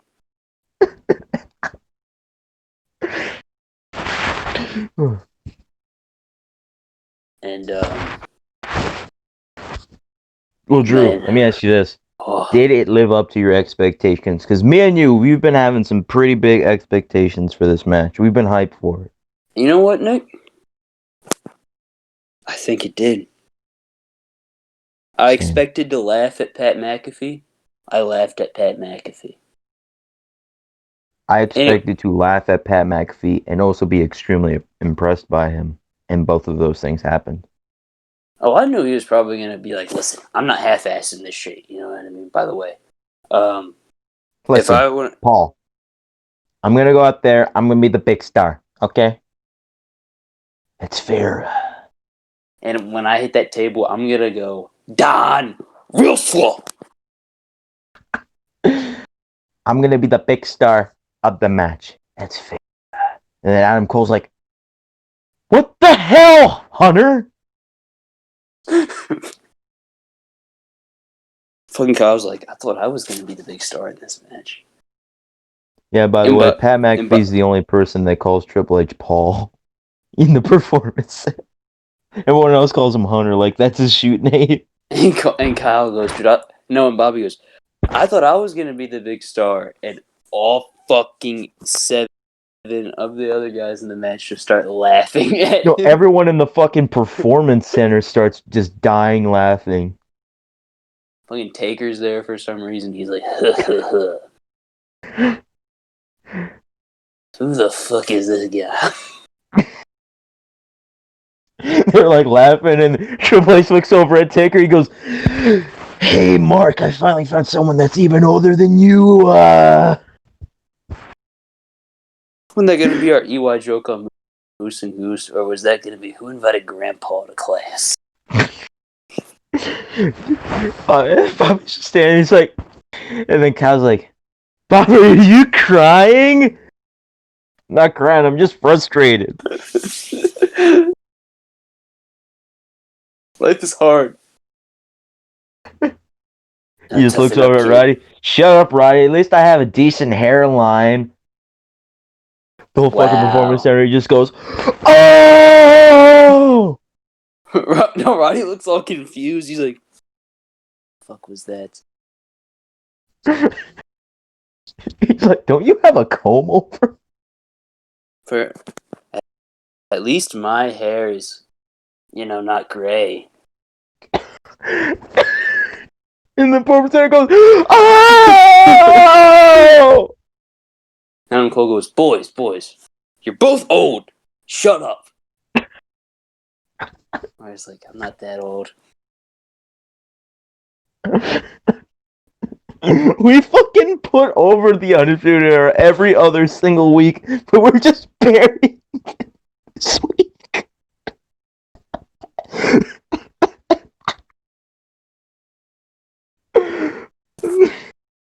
So I want to talk about this spot, Nick. So when Pat McAfee did the dive off the cage, when he hit the mat with the thud, I was like, did all of them move? Did you hear it? Like, it was a big No. thud. It was well, maybe it was just the impact. So he hits the mat, and I'm like, oh, and it like gets it shows him selling, and he wasn't selling. He was not selling. He was like, Oh man. Then he took the slowest fucking table bump of all time. That was amazing. My dad went, man, he barely hit the table. I was like, yeah, Pat McAfee is. He hit his head. And he said, you know what? I'm still finishing the match. But dude, Pat McAfee hit one of the fucking cleanest moonsaults I've ever seen. That motherfucker was so proud of himself. He Both should have in been. kayfabe and out of kayfabe. Even though he put my boy. He put Roddy through the table. They're like, all right, who's Pat putting through the table? Everyone looks at Roddy. Dude, I don't even take fucking table bumps. Kyle, And then you're the Pat one. just goes, well, you're usually not working usually not working with stars as big as me. Okay, pal? Roddy just goes, that's fair. Roddy goes, man, why can't it be Bobby? And then everyone in unison goes, 'cause he's old! No, And it's then like, Bobby just goes, well, at least it's working to my advantage this time. why can't it be Kyle? Kyle always takes the bumps. Oh, man, did you see that fucking German he took? And he sold it so awesome. Dude, he sold the what was it? The fuck. The cricket bat to the gut. He Yeah. sold it like he sold the kick from Balor at Takeover. Oh, man. He said, oh no, fell down. But I so loved yeah. I loved this match, Nick. I loved it. Yeah, Danny Burch introduced cricket bats into this match. That was really cool. I like that. So the match started with Peter Dune and Cauliflower Kyle. Oh my god, Peter swole. Like, we keep saying he's lost a ton of weight and he's really muscular now, but he's built. I Dude, was like, I dang.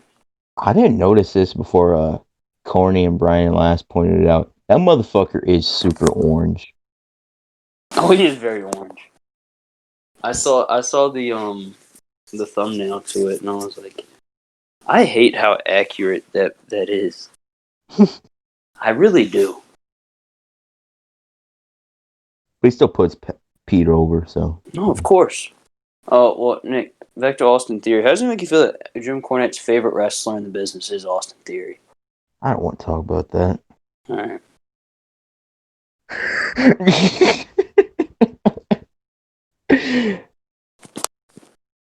Yeah, but fucking repeat when he's talking about Pete Dunne and Kyle O'Reilly's ladder match, he's like, and finally they put the stars on.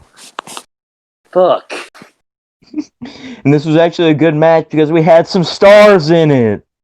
God damn. Fucking Brian Last like, I thought this was great. This was the best thing on the show. I love when Brian Last talks. This was the best thing on the show. Dude, I thought this was great.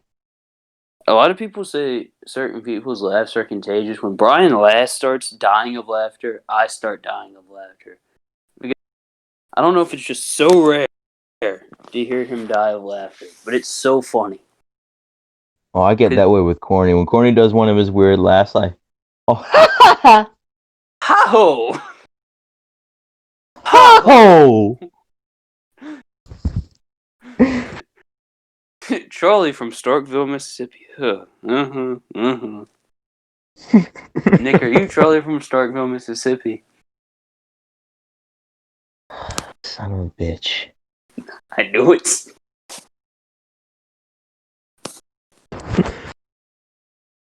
Man, But, this is like when Mia Yim got revealed to be Reckoning. but they had no idea who it was. Yeah. But I knew who Charlie from Starkville, Mississippi was. Man. It's all right, Nick. So I want to talk about that bitter end on the chair. Oh, that was sick. That was sick. And then so he went for the pin, and Roddy calls it back. Calls it back to the best night of his career. If I'm correct, it was April the 6th, 2018. Oh, this man got dates! He's got dates! That's how seriously he takes this. This is how much I love the business name. This is how emotional it is! Let me fact check myself. 28. I gotta go back, Nick. I hope you're wrong. Please be wrong. Yeah, it was the 6th. Damn it. So, yeah, April 6th, 2018. Pete Dunne and Roderick Strong. They're about to win the tag belts, and Roddy comes in. Big ol' fucking stomp on Pete. End of Heartache. And does the same thing tonight, Nick. Yeah, I saw that spot, and I instantly went, oh man, I wonder if Drew caught that. It was awesome. It was awesome. It would have been And funny then they if you hit would have been like, it would have been funny if when you saw that, you would have been like, man, I wonder if Nick caught that. That usually happens, but it didn't happen. Yeah, that sounds like something that would actually happen. But it didn't happen tonight. I was watching with my dad. I said, "Uh-oh, what a callback!" And then so then He goes, excuse me? yeah, I don't even think he responded. And so and then they hit the tag finisher. It wasn't total elimination. It was I don't know what it was. Yeah, high-low, yeah. And then Kyle comes off the top. Big old knee. Kyle got the cover. On Oni Lorcan, by the way. Oni Lorcan. 1, 2, 3. The era. Oh, sorry. Go ahead, Nick. I want to talk about, so Pat McAfee and Kyle O'Reilly are staring each other down, and fucking Kyle starts going off. Come on, Pat! Get in the effing ring! Effing fight me! Come on, I'm sick of this crap! Come on, you little bitch! And fucking Adam Cole whacks him with a chair. And then Yui, and they finally got Kyle all to themselves. Or not Kyle, they finally got Pat all to themselves. Pat's in one ring, Yui's in the other ring. The boys are down. And Pat's like, fuck. And he tries escaping. Bobby Fish goes, where you going, Pat? It's so weird how when this happens, all you hear is Bobby Fish. In any segment, all you hear is Bobby Fish running his mouth. Yeah, and before Kyle O'Reilly started going off on Pat McAfee, he started with, you want to be a wrestler, Pat? Pat had second thoughts. It was at this moment he knew he fucked up. And then, so, yes, the Undisputed Era. They're not for the brand. They beat for the brand. And Nick, what a match, man. What a match. What a match. It's gonna be emotional. You know what they said? They said Pat McAfee sucks. I said, no, man, your mom does. Pat McAfee looks like a corpse. No, Drew, your mom does. That was pretty fire. I can't even lie. It was solely because it was Shivani, too. Anybody else who would have done it, I would have been like, oh, man, that was childish. I would have been like, man, Just shut up. You're not funny. But Shivani does it, and I'm like, motherfucker, that was the funniest thing I've ever heard in my life. So yeah, that was Takeover War Games. Nick, was this better than Takeover 31? Yes. Yes. Was it? Because TakeOver 31 only had one match that I really enjoyed, and that was the main event. This show had 3 matches that I really enjoyed. Of course, yes, sir. But so I would rank this. Okay, Drew. So now that we've had every takeover of the year, let's rank the takeovers. So obviously Portland is number 1, but Yes. that's not fair. Let's not even count that. All right.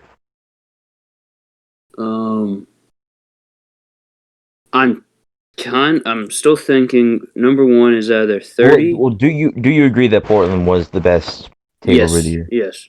Okay, so all right, we'll take that out of the equation because that shouldn't count because that's unfair. No, I think was number. What do you think? What do you think is better? Because is this our list or was this separate? Like, is this the miscellaneous I think we're good. discussions I list? feel like we're gonna agree on all of them. It's a toss up between 30 and War Games, in my opinion. I feel like 30 easily the best. Yeah. Okay. And then after them is, you know what, Nick, 31, and then In Your House. That's fair. Yeah, that's fair. What? You know what? Nah, me personally, I'd flip 31 in your house. I think 30. I think Takeover 31 might be in contention for my least favorite Takeover of all time. Okay. All right. But Well, there you have it. I That's think well, I think In Your House was better just because I enjoyed uh Damian Priest and Finn Balor a lot on that show. Gargano and Keith Lee, I think, was a better match than Gargano and Damian Priest, even though Johnny lost both of them. And then I really enjoyed the women's title triple threat. And then 31, all I really enjoyed on that show was Finn Balor and Kyle O'Reilly.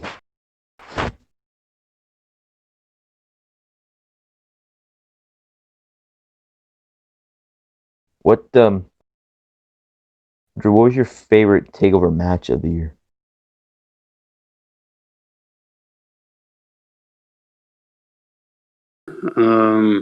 maybe it's biased because it just happened, but I'm gonna go the men's War Games. Hmm. I would go besides any of the matches that happened on Portland.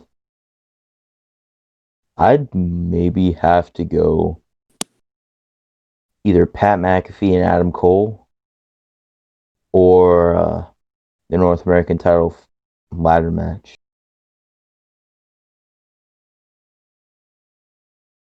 Yeah, yeah, probably one of those two. You know what? I'll probably Adam Cole and Pat McAfee. You know, That's I was thinking about this during the men's War Games match. McAfee and Cole, that's easily the best NXT feud of the year, right? yes, absolutely. Yeah, like nothing's even like. What's even been some other feuds this year for NXT? Tommaso Ciampa, Johnny Gargano. Well, that doesn't count because that's the continuation of a feud. Uh,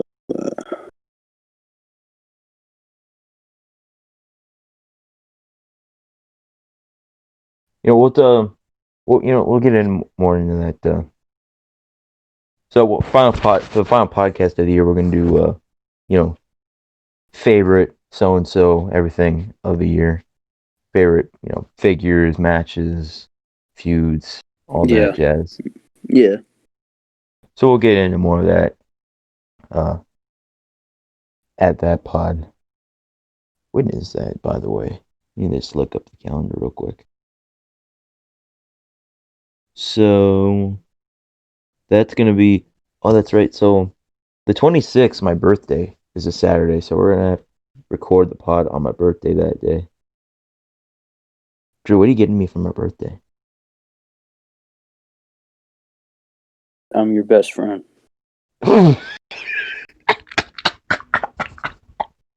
Maybe I'll slip you like a Buddy Murphy basic or something. Mostly Can I because have I the think Mitch our basic? friendship. You want the Mitch Bennett basic? Yeah, I'll take that off your hands. Okay, all right.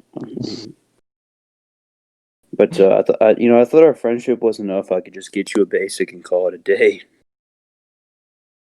I'd rather have the basic Buddy Murphy than Laura Sullivan. Absolutely, I don't blame you at all. And so yeah, that's War Games. I really liked this show, and so as we said at the top of the pod, for this week, so we don't keep you guys for a long time. We've already kept you for a long time. We're just gonna go over stuff we want to go over. Nick, do you want to start with Dynamite? Yeah. Oh my God. So forgot to mention this at the top of the show. So Wednesday morning, we found out that we Oh yes, lost yes. Pat Patterson. Pat Patterson, you know, so many accomplishments in this business. Great wrestler back in his day, legendary tag team with who was it? Can't remember his name. I always forget his name. You know, great wrestler, legendary wrestler in the territories. First ever WWF WWF at that time, Intercontinental Champion. One of the best finish men in the business, the best finish man in the business, as many people say. Um, the Stooges, He was behind the idea of the Royal Rumble. Created the Royal Rumble. Put together some of the greatest matches of all time, like Bret and Shawn at Mania 12, Hogan and Warrior at WrestleMania 6, and so many others. And just the biggest thing, in my opinion, being an openly gay wrestler, an openly gay person, at a time where that not only was not accepted in the business, but not accepted in the world. That's that super duper amount of respect to him for that. And just, I you always hate seeing wrestlers go, especially when they're guys who made as big of an impact as Pat Patterson did. He's truly one of the greatest of all time. And I hope he rests in peace. I couldn't have said that better. I couldn't have. So we start with Dynamite. Winter is coming. Nick, I was asked this Thursday morning when all the Dynamite stuff happened. They asked me, "Do you think Takeover is going to be better than what Dynamite was?" And I didn't see Dynamite. I didn't. I watched Sting's debut and the aftermath, the fallout of the main event. I said yes, very hesitantly.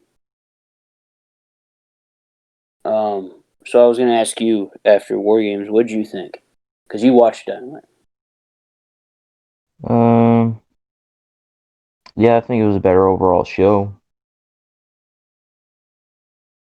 I yeah, I believe it. So it was just something I said yes hesitantly because usually everyone knows like Takeover is a different animal than just like NXT weeklies, obviously. Um, so that's why I said yes. But takeovers have been disappointing Oh this year. man, if Halloween Havoc would have been a takeover, that probably would have been like number 2 or 3 best takeover You think so? of the year. Yeah, Halloween Havoc way better than In Your House and Takeover 31.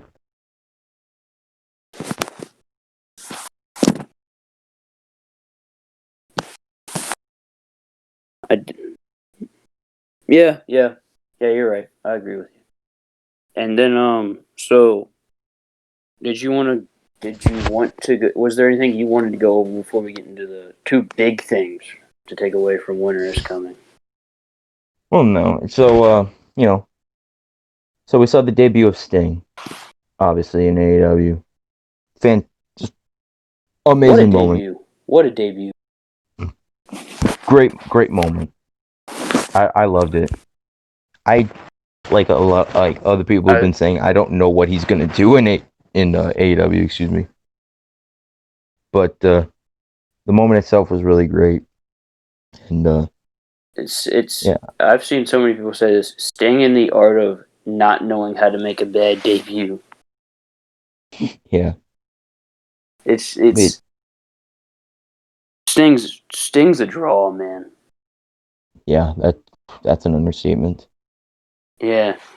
So I'm sure this was a joke, but somebody put up the ratings for Dynamite and NXT, which I stopped paying attention to. But Dynamite almost cracked was in the 900,000s, and they go Orange Cassidy's a draw.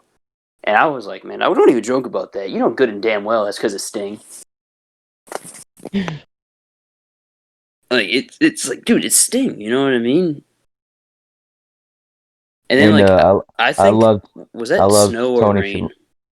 That was I don't know. I couldn't tell because like there was white fucking stuff in idiot. Sting's hair. You fucking idiot. There was white stuff in Sting's hair. Yeah, they're gonna do a rain effect during Winter is Coming. Fucking idiot. It rains here.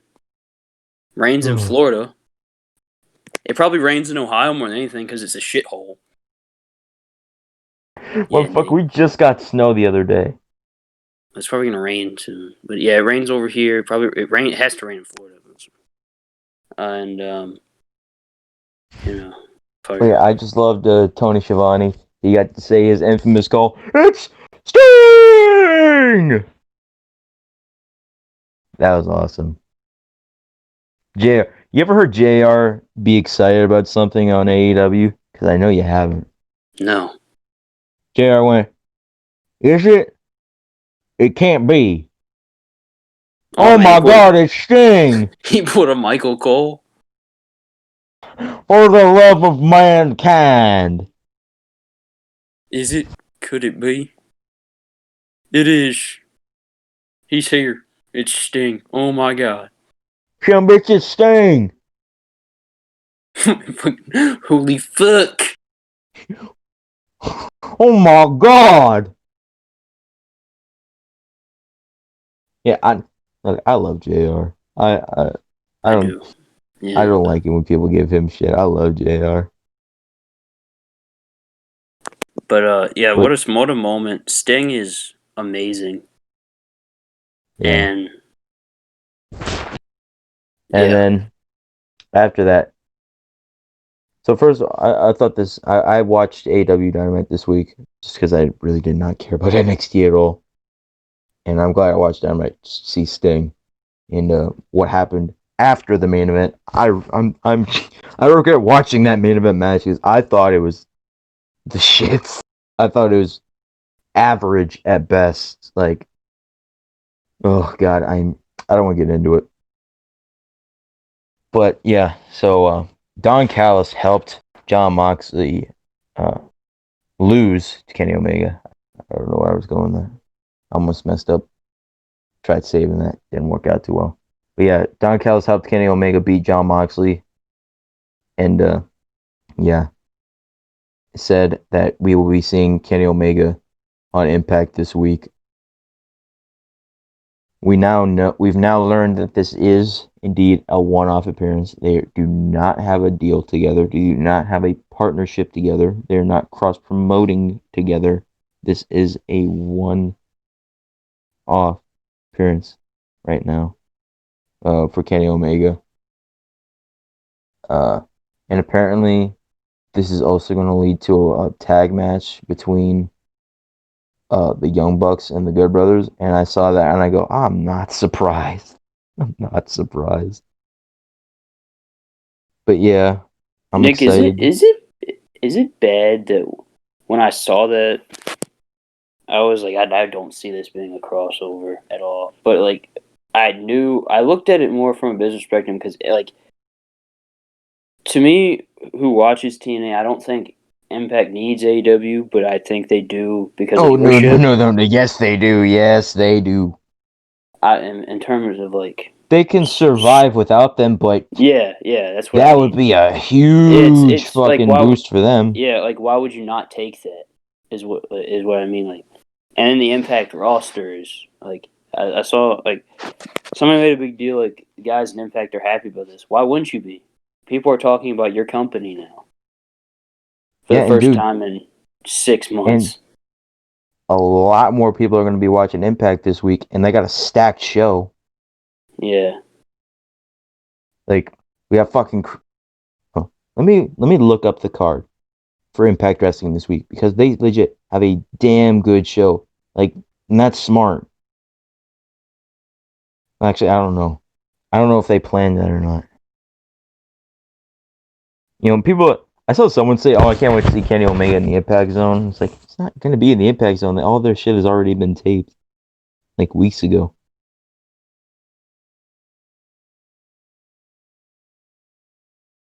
So, uh,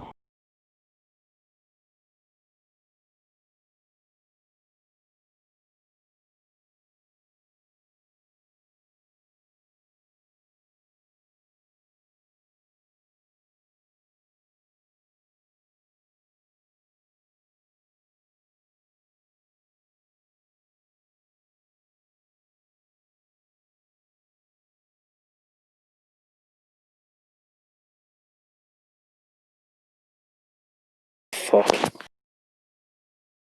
Sam, we're gonna have to do some editing here.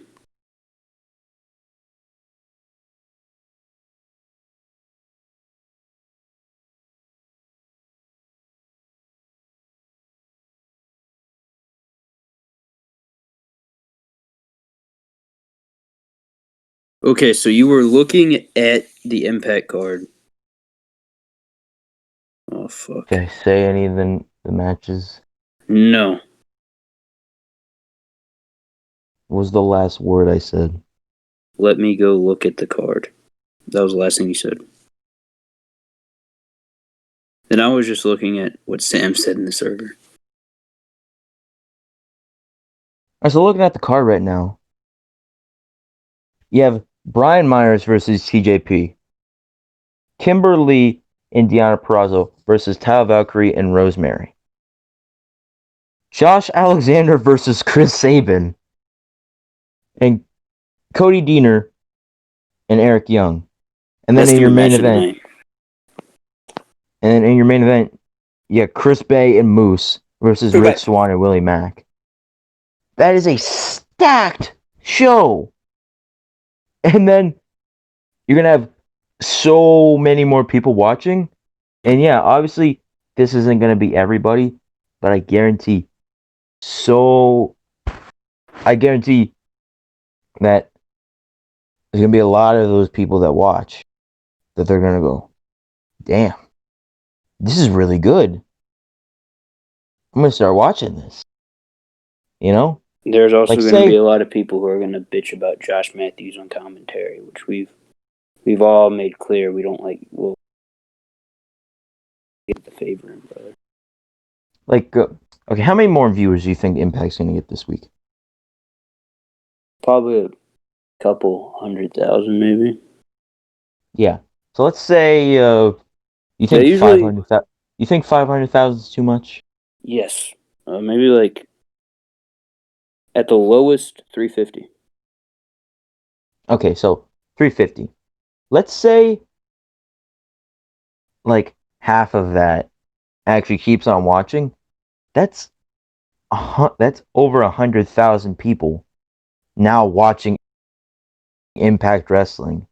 Deciding to watch Impact Wrestling every week, you know? Yes. So this is huge for Impact Wrestling.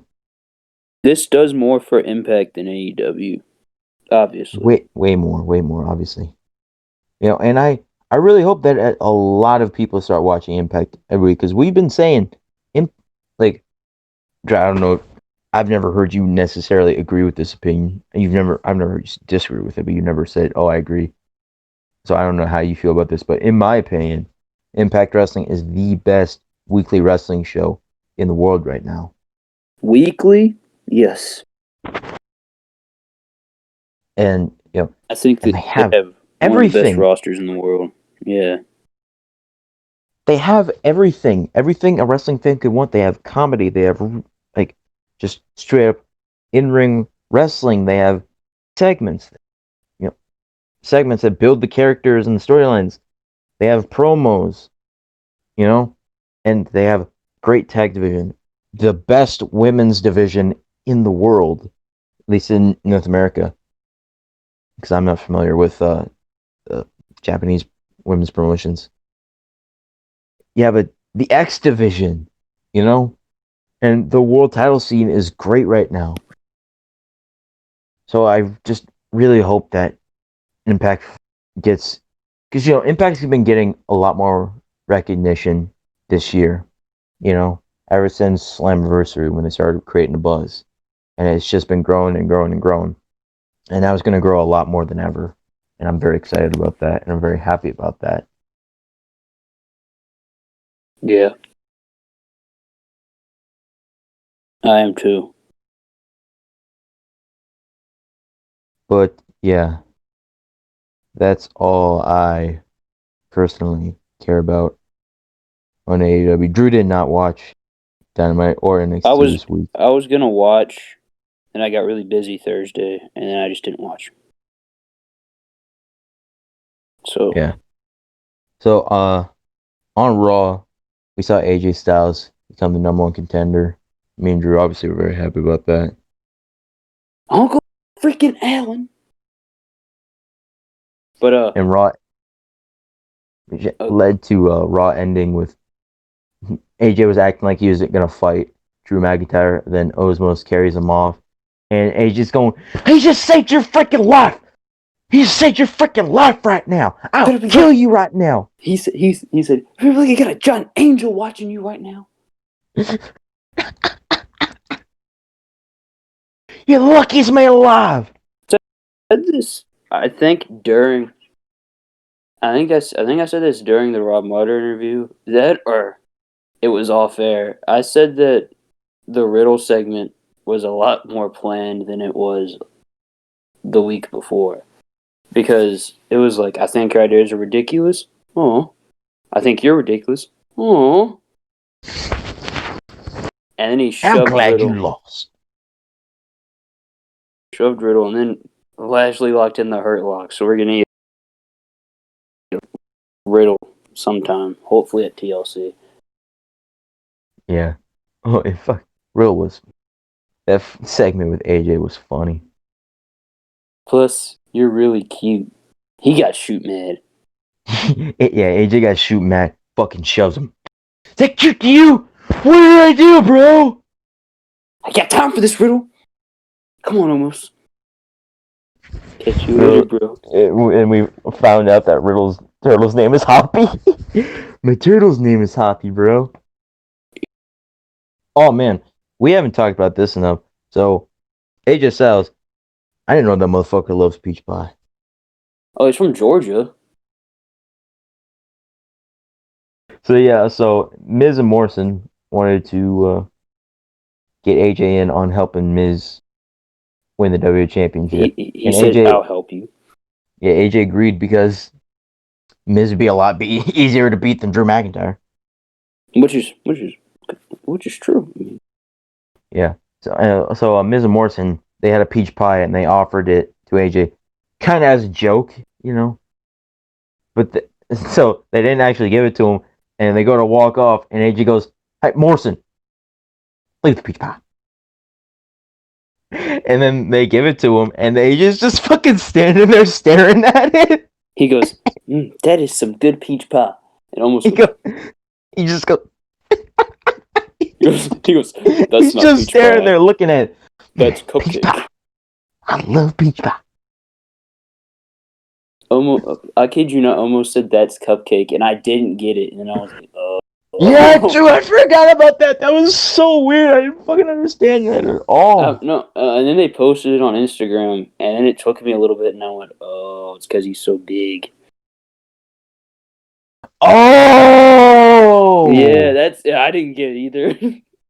Oh! Because, like, when he said that's cupcake, I was like, no, it looks like pie to me. Man, I bet people are gonna be like, man, you guys are That's fucking what that was my reaction. retarded. People already think that. But, what else is there from Raw? Oh, there is no failure and retribution. Oh, motherfucker, that is the gimmick. You fail. Yeah. And then But wait, no. Let's talk about the opening segment because I saw that apparently backstage people were mad that happened. Maybe I just didn't care enough because motherfucker, it must be Monday. We got a fucking Randy Orton segment opening the show. I just was like, okay, that's fine. When I saw that, like, whatever. wait, why were people mad? Apparently, people backstage didn't want that to happen, or whatever was originally planned, or something. The fuck, I thought man? it was a good. I I thought it was thought it was a fine. good segment. Yeah.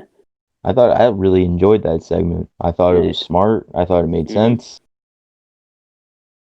And, I figured that people online would be pissed because I figured people online would be like, "Oh, the Fiend showed weakness. The Fiend shouldn't show weakness." It's like, yes, he should. Everyone should have a fucking weakness because then if they don't, then how the fuck are you supposed to beat these people? Don't make everyone. Not everyone can be a fucking superhuman. Oh, I think this was great, and it made a whole lot of sense. Yeah, show that the Fiend has weakness. Give him some depth. Yeah, it's. I'm not gonna say I loved the segment, but I liked it. I thought it was fine. And now we're gonna get the Fiend Randy. Huh?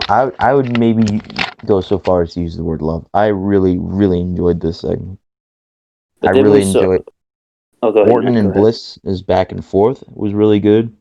I loved Bliss's lineup. Did you ever think why Bray might be mad at you? I like that line. Yeah, I liked this. And I really liked Orton, when he I was gonna. handed Alexa off and Orton gets out of the ring, he goes, "Who's laughing now?" I really like that. Now we're gonna get Orton and Fiend at TLC. Yeah, that has been confirmed. Oh, you know what else has been confirmed? Asuka and Lana will challenge Nia Jax and Shayna Baszler for the WWE Women's Tag Team Championship. Yeah, this is the second year in a row the Raw Women's Champion is.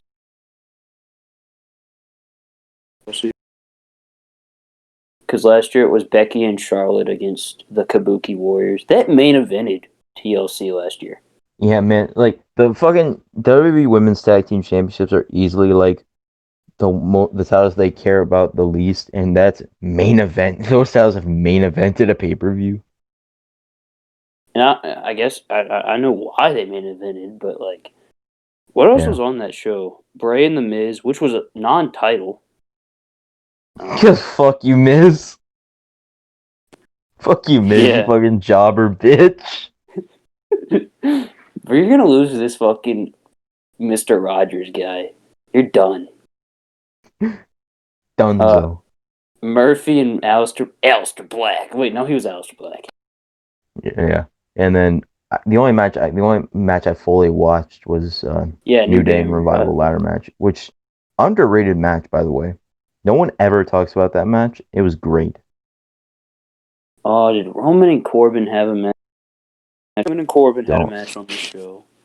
I wasn't even watching the product, so I could not tell you the full card.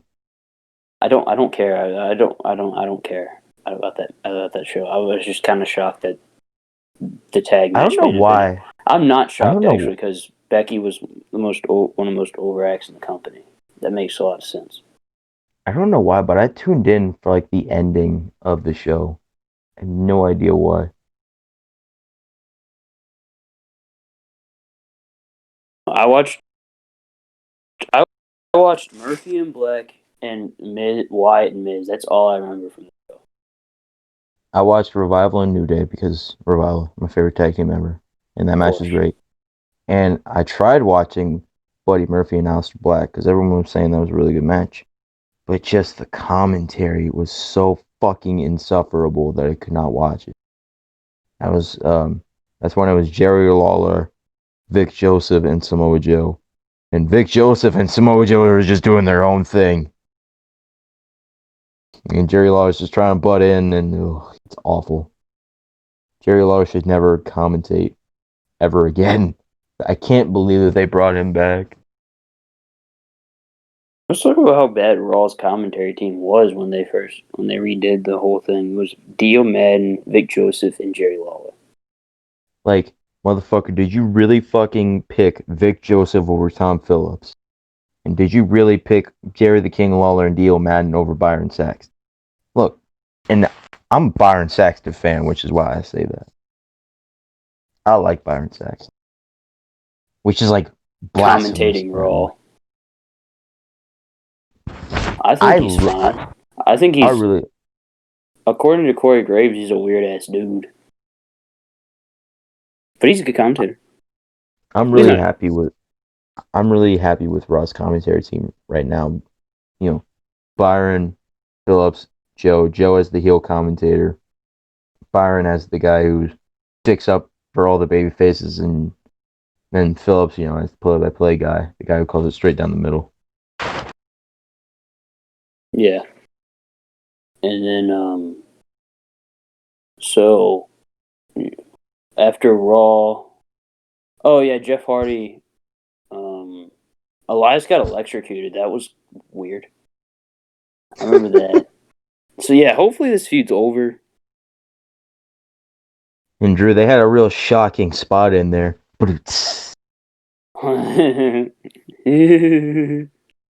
Jeff Hardy hit his head on the steps. It's like that Stone Cold Steve Austin gif.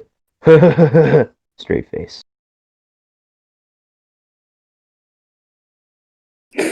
Jeff hit his head on the steps doing a swanton on Elias. Damn it, Jeff. Yeah, that was Raw.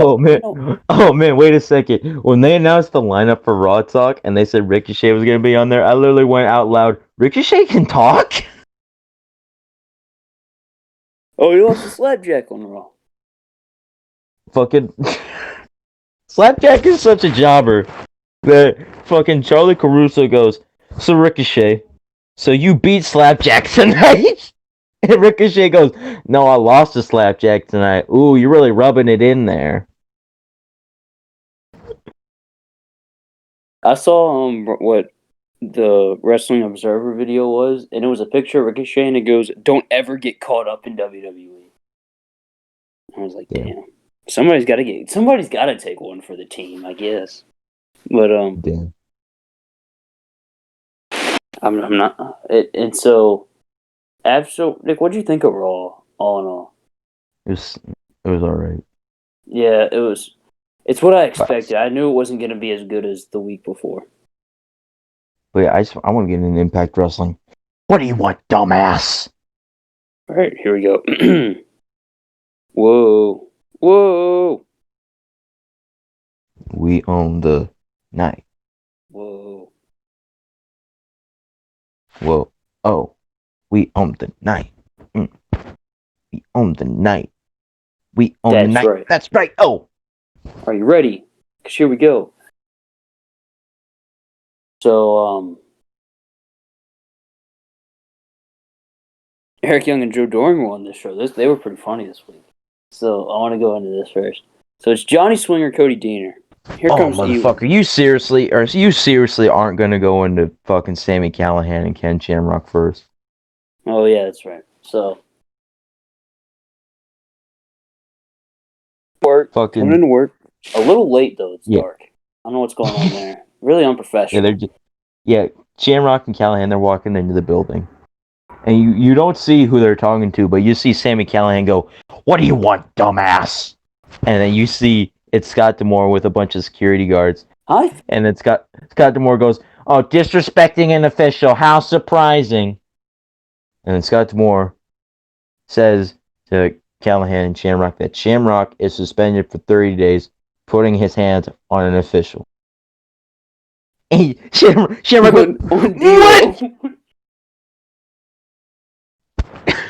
Are you kidding me? And then Callahan says, "You know what? I've been thinking. Ken, you're a busy man. You deserve a vacation. Call a flight. Get you booked on the flight. First flight to Bermuda. No loss. You do whatever you want." And then they tried entering the building, and Scott D'Amore goes, He like. Go ahead. Didn't he like shoulder nudge Scott D'Amore? And Scott D'Amore took a fucking. He like tripped or something. He bumped for a shoulder nudge. But yeah, Scott D'Amore said, if you guys want to come in, you can try coming in the hard way. And then right before Ken Shamrock walks off, he goes, "Yeah, the hard way. I can smash all these chumps. And when I'm coming back, just know, when I come back, I'm laying my hands on someone. You can count on that." Oh, he's gonna kill Scott. Put my hands on someone. You can count on that. He's gonna knock Scott out, and he's gonna sell funnier than D'Lo. Yeah, then Sammy Callahan enters the building. He shoulder nudges Scott D'Amore. And so, now you talk about EY, Joe Doring. So, wait, no. Well, Motor City Machine Guns beat Triple XL, by the way. So yeah, Larry. Oh my God, my fucking back. Oh my God. Oh my God, my back. Oh my God. Oh my God. Oh my God. Oh my God. Oh my God. I'm literally gonna hang myself. So Joe Doring and Eric Young come out during Cody Deaner and Johnny Swinger. So Joe Doring is looking Johnny Swinger in the eye, and Johnny Swinger's like, he wants a high five. Got a little pop out of Joe Doring. Smirk, grabs him, double-handed choke slam, and I said, "God damn it. I thought he had a heart." So Joe Doring does not like Johnny Swinger. And EY pile drove Cody Deaner. Oh, Johnny Swinger also tried to get with Tasha Steelz and Kira. Okay. Oh my God, that was so funny. Tasha Steelz, they just paused for a second, and then Tasha Steelz just goes, "Whose uncle is this?" Should have walked in. Mine. Sorry for him. And so Rohit Raju beat Crazy Steve for the X Division to retain his X Division championship by holding the ropes, and Crazy Steve and TJP are talking backstage, and Crazy Steve goes, "Apparently Impact hires blind referees as well." That got a pop out of me. And here comes Brian Myers. Nick, did you see he's wearing that jacket? Kind of reminded me of WrestleMania 22.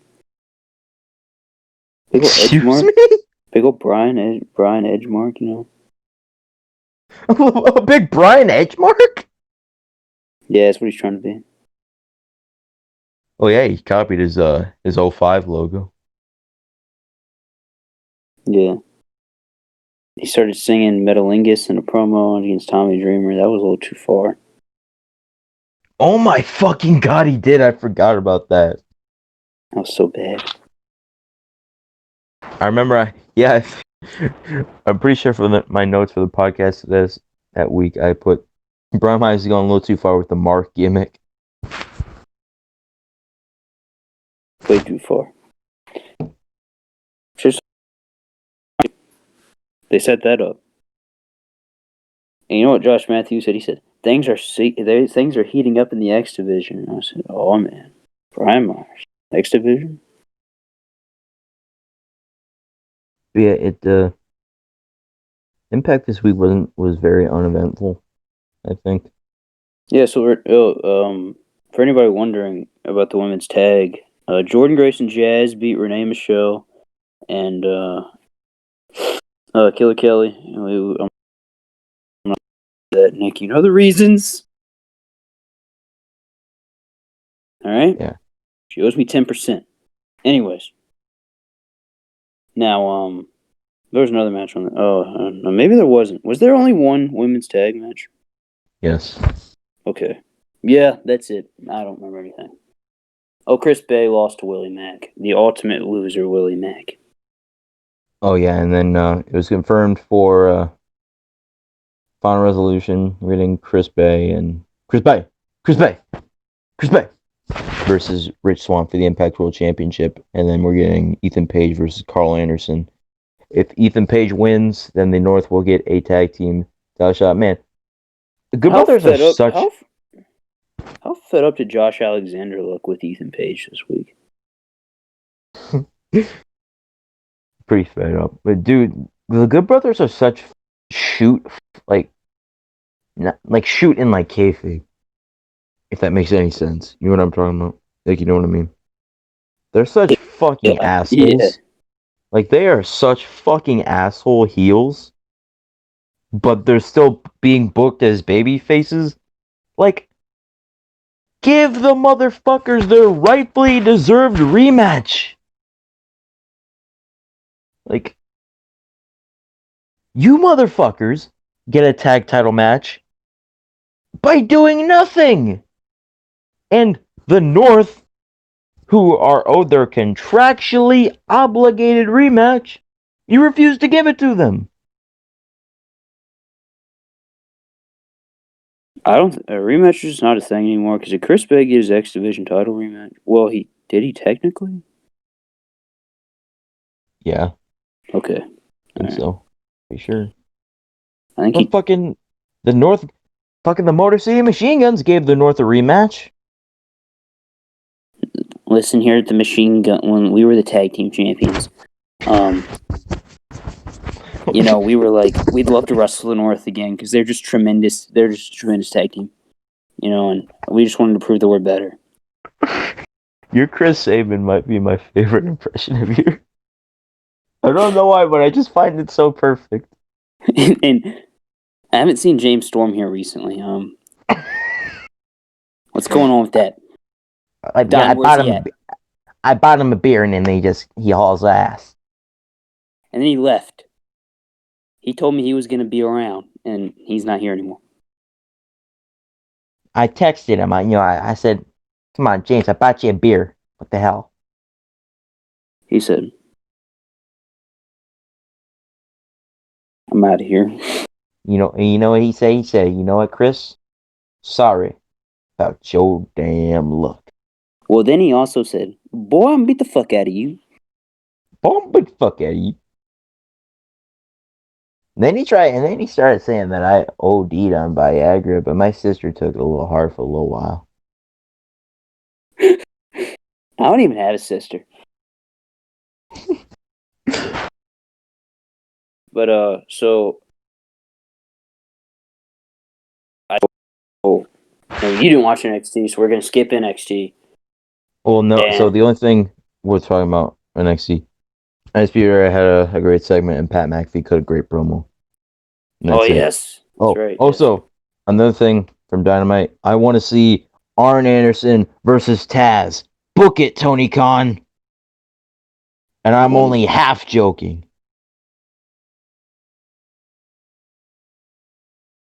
All right. How about that? Nick, what do you think of Bobby Fischer's suit? It's a sharply dressed man. What about Roddy in a suit? It didn't Man. look natural. They all look fucking funny in suits. He's I was like, like, he. Do they have like ties on? yes. He's like, babe, can you help me? Can you help me tie my tie? She's like, fuck She's like, you are a child. listen, Man, fuck it. I really got to Bobby. teach Troy that his mom is just the best. Well, Bobby Fish should have had like an old timey suit on, like one of them like old timey like plaid suits, and then he has like the top hat, and like Horrible, it the suit fits. like cut the suit like cuts off at the ankle, and he's got the suspenders on. Yeah. He has a cane and a monocle. Kyle O'Reilly, you know, he looked like he didn't want to be in a suit, and Adam Cole was like, listen, we are rocking the suits tonight. All right? Driver, let's go. The only line I remember is What? the only line I remember from this egg was Bobby Fish. I'm kind of done reflecting. I kind of just want to kick somebody's ass. Man, Is Bobby Fish like the new mascot of Miscellaneous? Is he like the third mascot of Miscellaneous? yes. All right, so the mascots are Pat McAfee, main event Jey Uso, and Bobby Fish. And like AJ is like beyond mascot. Oh fuck it, that's my uncle. Our uncle. Well, Yeah. two most inbred motherfuckers I've ever fucking seen. Well, Jim, apparently they think that they're related to AJ Styles. Motherfucker, it makes sense. I can't believe I'm That's saying not that your out uncle. loud. That's not your uncle, motherfuckers. I shouldn't even mention AJ Styles in the same fucking breath. But oh fucking Pat McAfee should use that line from Malcolm in the Middle in a promo on Bobby Fish. The future is now, old man. Is that right? Is that right? Pete Dunne said that they were going to end the Undisputed Era, and Pat McAfee looked very happy with himself. He was like, I got Pete. He's like, damn right, Pete. Yeah, that's the only thing that we watched was Yui and Pat's promo. Oh, and I And watched like the first, like the opening, the first like 10 minutes of NXT. Then I changed the channel. and And then we get to SmackDown. SmackDown. So Kevin Owens and Roman Reigns are confirmed for TLC in a TLC match. Uh, Big E has a new theme. Drew, what I do you think of it? didn't hear it, but I was like, man, it's not 3 enough, man. I need 5. 3 ain't enough, man. I need 5. And then But so they had, he has the chalk though. I don't know if yeah. it's yeah. So So that's something. on I guess it's SmackDown, baby steps. baby steps. On NXT, not NXT, on SmackDown, they had a Pat Patterson tribute match. It was a 6-man tag between all Intercontinental champions. So it was Big E, Rey Mysterio, and Daniel Bryan. Daniel Bryan. Oh,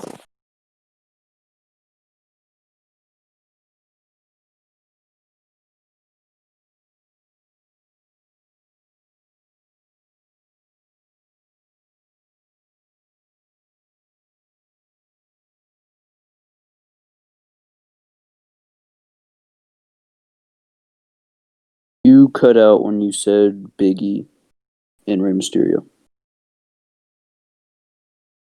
And Daniel Bryan. And then they faced Sami Zayn, Dolph Ziggler, and Shinsuke Nakamura. Daniel Bryan won with a small package, and I started marking out. Mr. Small Package strikes again. I go, Mr. Small Package, yes, sir.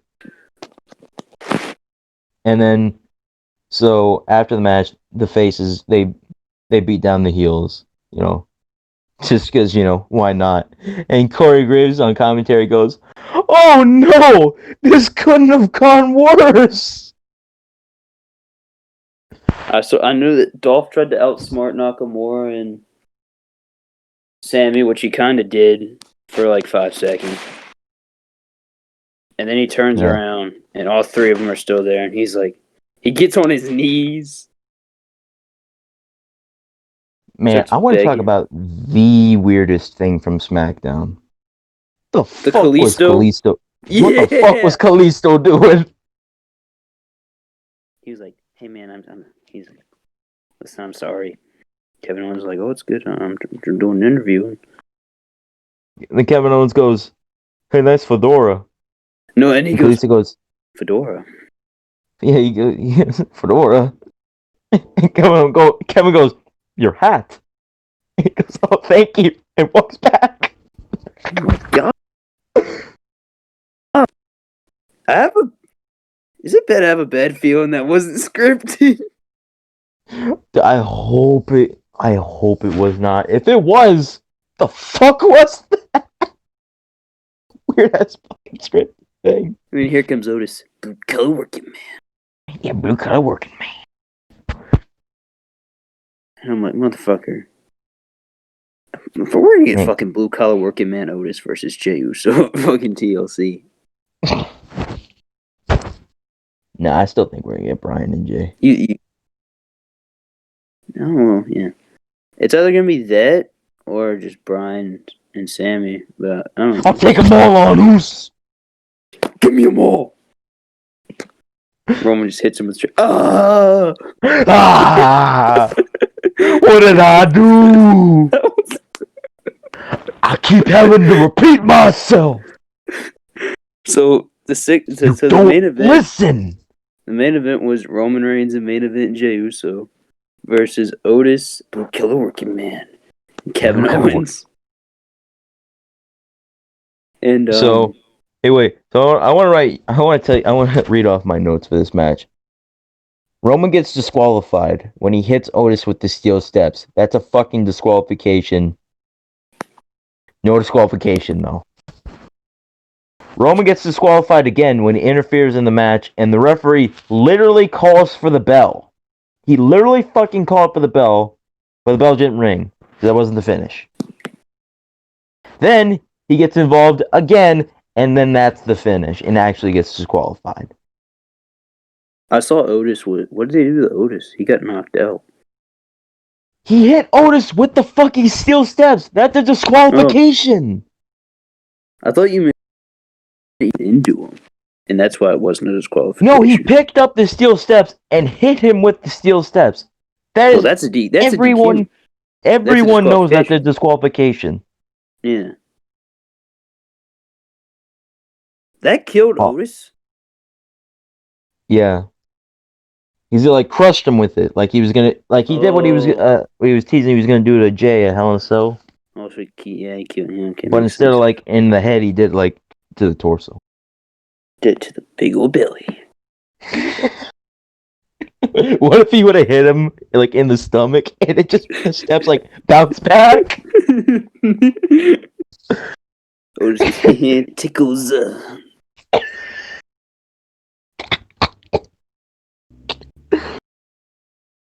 But man, you know what? Fucking Otis, throw that motherfucker in the mascot.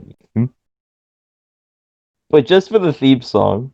Blue collar working man. Blue collar working man. Bow, bow, bow. Yeah. Blue collar solid. Blue collar solid. I'm a working man. So Roman starts hitting Roman and Jay start hitting Kevin Owens with steel chairs. There was one time Kevin Owens was on his back. I was like, man, they're really gonna hit him in the stomach. And then he rolls over right before he hits him with the chair. I was like, man, KO must have dodged a bullet there. Yeah, And, Roman says, I'm going to strip you of your manhood. Yeah, I'm going to make your family fear me. Weird. And then they're just standing there. And then Roman fucking hits Jay. And then Jay goes, Jey Uso. he goes, what did I do? Just like that. And Roman goes, dude, I keep having to repeat myself. You don't listen.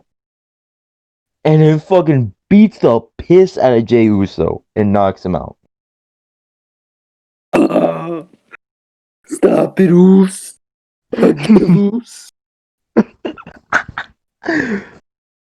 Also, I quit. I get two more things I want to talk about from SmackDown. Dominic dressed like a fucking retard. That motherfucker's wardrobe is that was bad. awful. Let's talk about. People were losing their mind on this. Murphy is a former cruiserweight champion, right, and former NXT Tag Team champion. And that doesn't even amount to the fact that he is dating Rey Mysterio's daughter, Nick. I go, oh man, you're dating a chick that's not even that hot. Congratulations. Yeah. I texted Drew. I texted Drew. I'm like, I don't even think Aaliyah Mysterio is that hot, and he's like, that's a first. True. Well, that's the first I've heard that. Nobody thinks she. Everyone that sees her is like, damn, she's bad, bro. I'm like, I mean, okay, yeah, I see it. And you're like, but what about Angie though? That's a joke. That's a joke. But I saw that and I thought it was fucking hilarious. Dude, I thought that I popped so hard when when you were like, man, when Angie was on SmackDown for the first time, and you're like, man, this was the first time I got to see that bad bitch Angie on Fox. I mean, I haven't seen her since. Hope she's alright. Just give her your number. I have enough respect for Rey Mysterio. I mean, like, I don't know. Oh, and the Street Profits were kind of promo, and they were saying that. Oh yes. They're saying that tag. They're saying that Roman Reigns has changed, and Angelo Dawkins goes, "Man, he didn't even go to Marty from the Truck's birthday party." And then Montez Ford goes, "Marty, I love Marty." I thought that was funny. Oh man, it's fucking true. Jey Uso was muttering to himself again in his head.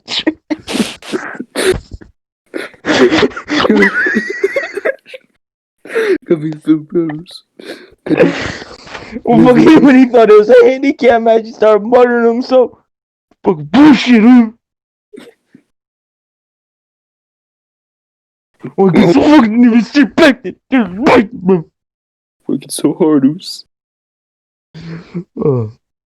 But yeah. Is that all from SmackDown? Man. Yeah. Go ahead. Oh, and the Forgotten Sons are Baron Corbin's new henchmen. Yeah. Blake and Cutler. Yeah. Because fuck Gunner. Dude's but racist. Drew. It's me and you talk about these brand new ringside collectibles pre-orders. Please, yeah, I forgot about these. Let's do it. Let me pull them up on Instagram. Go on Ringside Collectibles Instagram page. Also, they have a Cyber Monday 2.0 sale going on. So if you missed out on their Cyber Monday or Black Friday or second Black Friday sales, go check out their Cyber Monday sales. They have had some really good deals on some really good figures, like Io Shirai for like $15. Like that's insane. And that's probably like the best figure of the year. Only $15. Crazy. But yeah, we saw 3 different sets of figures go up for pre-order. Um,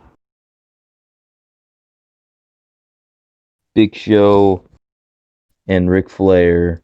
So third series of the Showdown 2-packs. Ric Flair and Big Show. Yeah, the Giant. This Oh, is okay. WCW 95. Kane and Edge from their World Heavyweight Championship feud in 2010. And then The Fiend and Daniel Bryan from the Royal Rumble earlier this year. Then, Kane and Edge from well, 2010. Drew, you picking up any of these? Man, you know I'm a big mark for that Kane and Edge feud. No, I'm playing.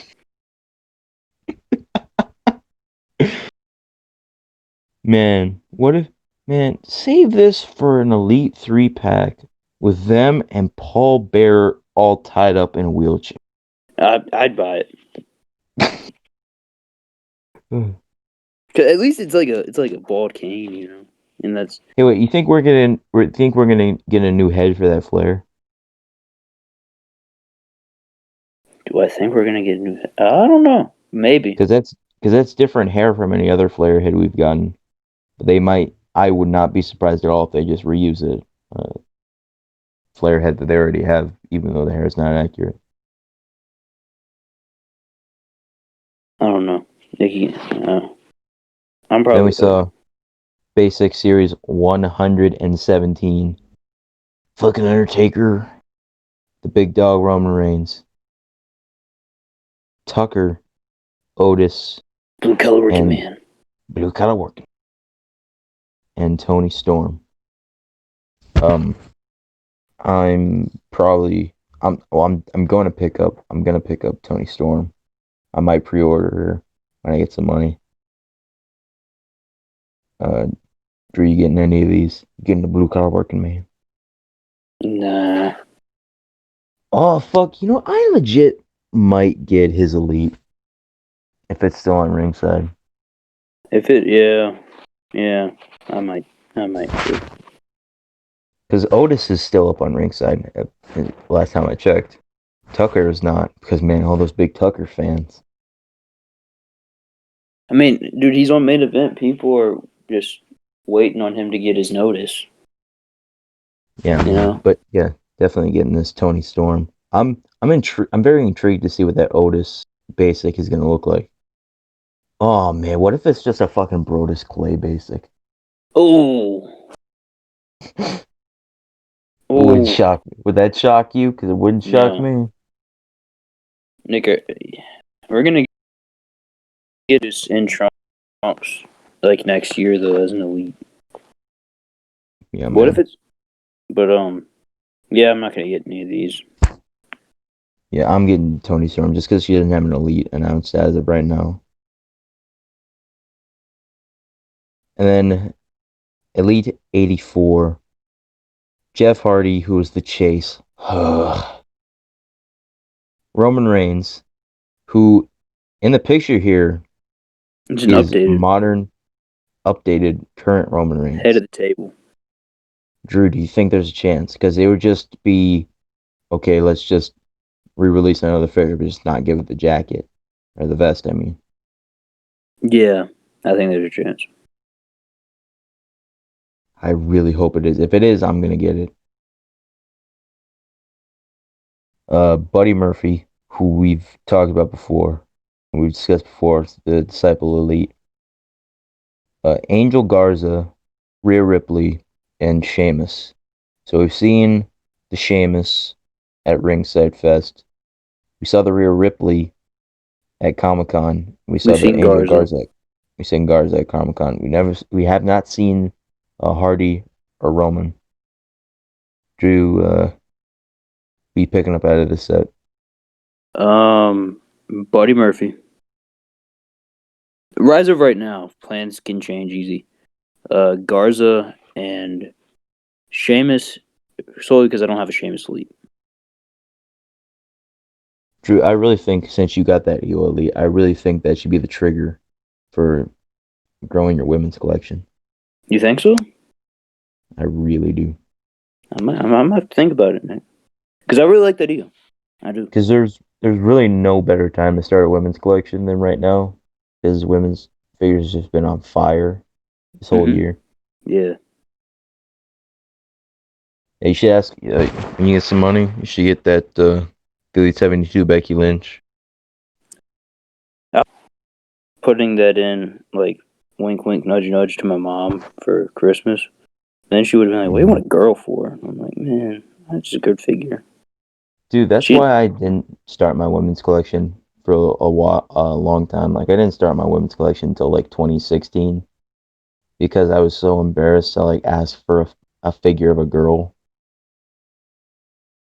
Yeah. But I'm so glad that I did because women's figures are really underrated. Mm-hmm. I love collecting them. I love my women's collection. I don't need another Jeff Hardy. If it's a ruthless aggression Jeff Hardy, then I'll consider it. The render is modern Yeah, day it's gonna Jeff. be So. modern Jeff Hardy because fucking, of course, it's going to be. And I Man, have a modern day Jeff. I have his elite. I have two. I have his elite 75. Is it? No, it's his elite 66. I have his elite 66 and his elite 71. 67. 7. Thank you. No, you have his 57. 57. Thank you. Thank you. 67 is the Cedric and Orton set. Ray set too. All those guys are in it. Yeah, dude, imagine like 4 years ago, or like no, even like 3 years ago, complaining about getting a bunch of Jeff Hardys.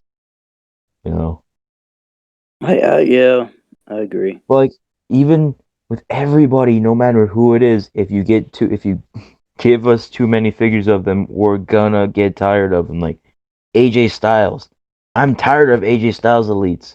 That would be insane to even consider that being a thought 4 years ago.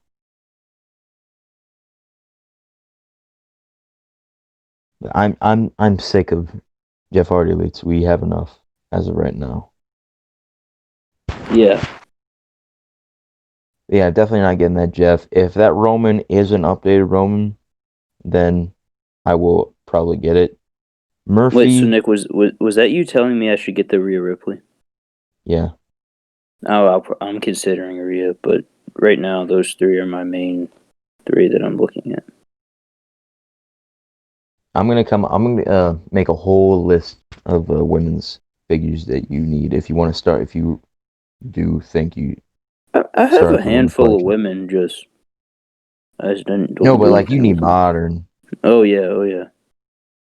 I'll come up with like a whole list of the ones you need. I'll It's probably gonna go be, for more of the NXT women though, because that's usually who I buy now, are just NXT people. it's just gonna be a whole list of the Elite 65 Nia Jax. I've seen that figure too many times. You don't have that figure, right? Mm-mm.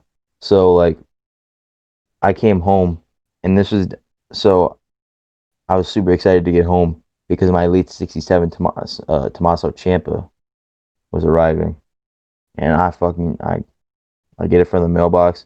I'm fucking walking home as fast as I can. I'm so excited to open it up, and I open the door, and I see a Walmart bag there, and I'm like, is that an Elite in the Walmart bag? Holy shit! Am I getting another figure? And this is when Walmart had those $7 Elites. So I'm like, holy shit. And then I see it's Nia Jax, and I'm like, oh, thanks, mom and dad. Yeah, the thought that counts. It's a cool figure, but then they showed me like, oh, there's the other people that they had, and it's like Ricochet, Rey Mysterio, that whole Elite 69 set. I'm like,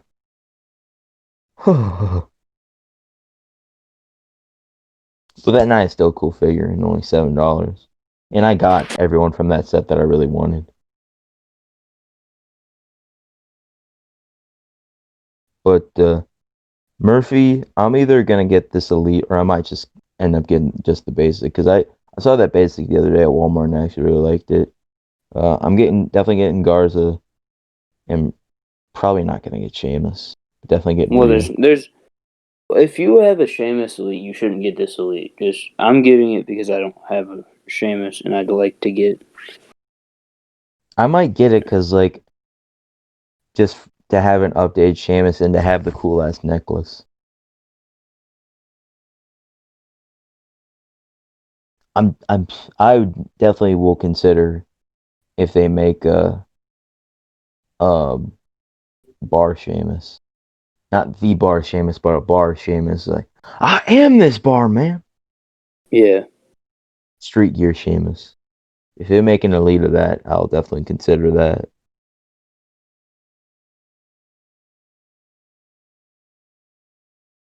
But you think Rhea's gonna come with the NXT Women's Championship since she's got it here in the picture, maybe. or you think no because how much detail and shit's gonna go in her to her attire? I think that it'll probably just be her jacket. I You don't know, know, cause like Jeff,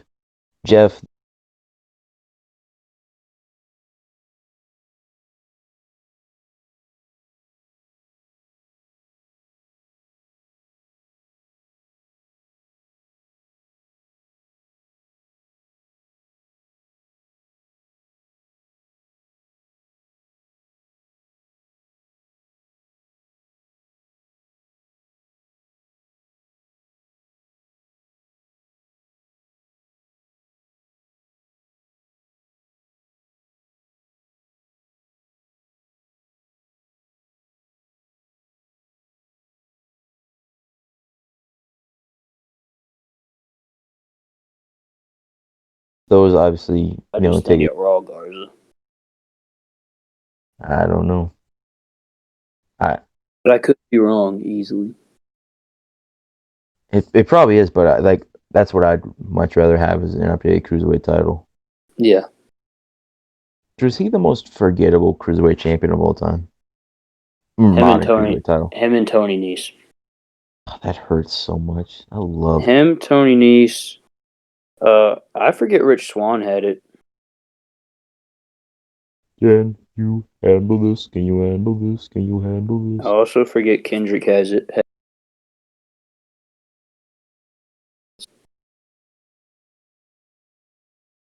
Yeah, I don't know if I've ever said this on the pod, but I fucking love Tony Nese. He's so fucking talented.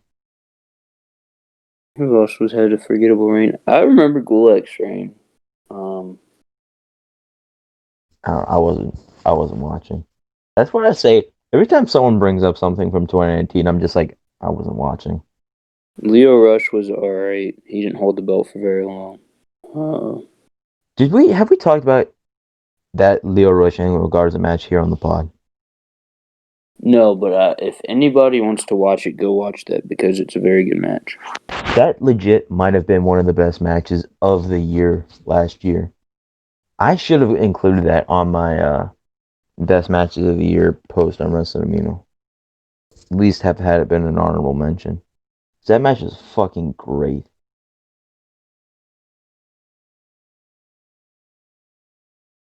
Yeah, Garza is the most forgettable, in my opinion. I think he's second to Tony Nese, though. What did he do with the title on NXT? I don't even remember him defending it. Because like He proposed to his girlfriend. That's what I remember him with the belt. yeah, he won it. When was it? Because I know Leo had it at Survivor Series. December something. Then he dropped it at Worlds Collide. Yes. So what? He had it for like a month and a half. Yeah. Damn. So that is it's gonna do it for this week on Miscellaneous Discussions. Once again, if you haven't checked it out already, go check out our interview with Robert Martyr on YouTube and everywhere you find podcast. And remember to check him out on MOW this week, 7 o'clock, Wednesday night, MOW on YouTube. And Drew, where can the people find you on the social medias? You can find me on Instagram at vanilla_midget for real. Vanilla midget. And my figure account is at Little Boots Guy Productions. And Nick, where can they find you? You find me at Instagram at Gargano_is_God. Been saying this, trying to hit 500 followers by the end of the year. Join the calls, please. Join the calls. I am only 25 people away. It might be less. It might be 24. I can't remember. Yes, please, please, please follow me if you are not doing so already. You can find us, pod, on Instagram at Miscellaneous Discussions, and you can find us on Twitter at MISC Discussions. Drew, do you have any closing words or closing thoughts? I don't, but yeah, go. But I think Nick said it all. Go check out our interview with Rob Martyr. Just wanna, if you just enjoy guys talking about wrestling, which is pretty much what we do, and then you add in a legit wrestler who has knowledge and isn't not an outsider looking in, you're gonna be in for a treat. Because I'm really proud of how it turned out. Oh, and I just want to say, so he told a really, really, really great story about Elijah Burke. That's all I'm going to say. Yeah. Go watch the interview just to listen to that story, because that story was amazing. Ladies and gentlemen, that's going to do it for this week. Miscellaneous Discussions. So, have a great night. We're the greatest. You suck. Cheers.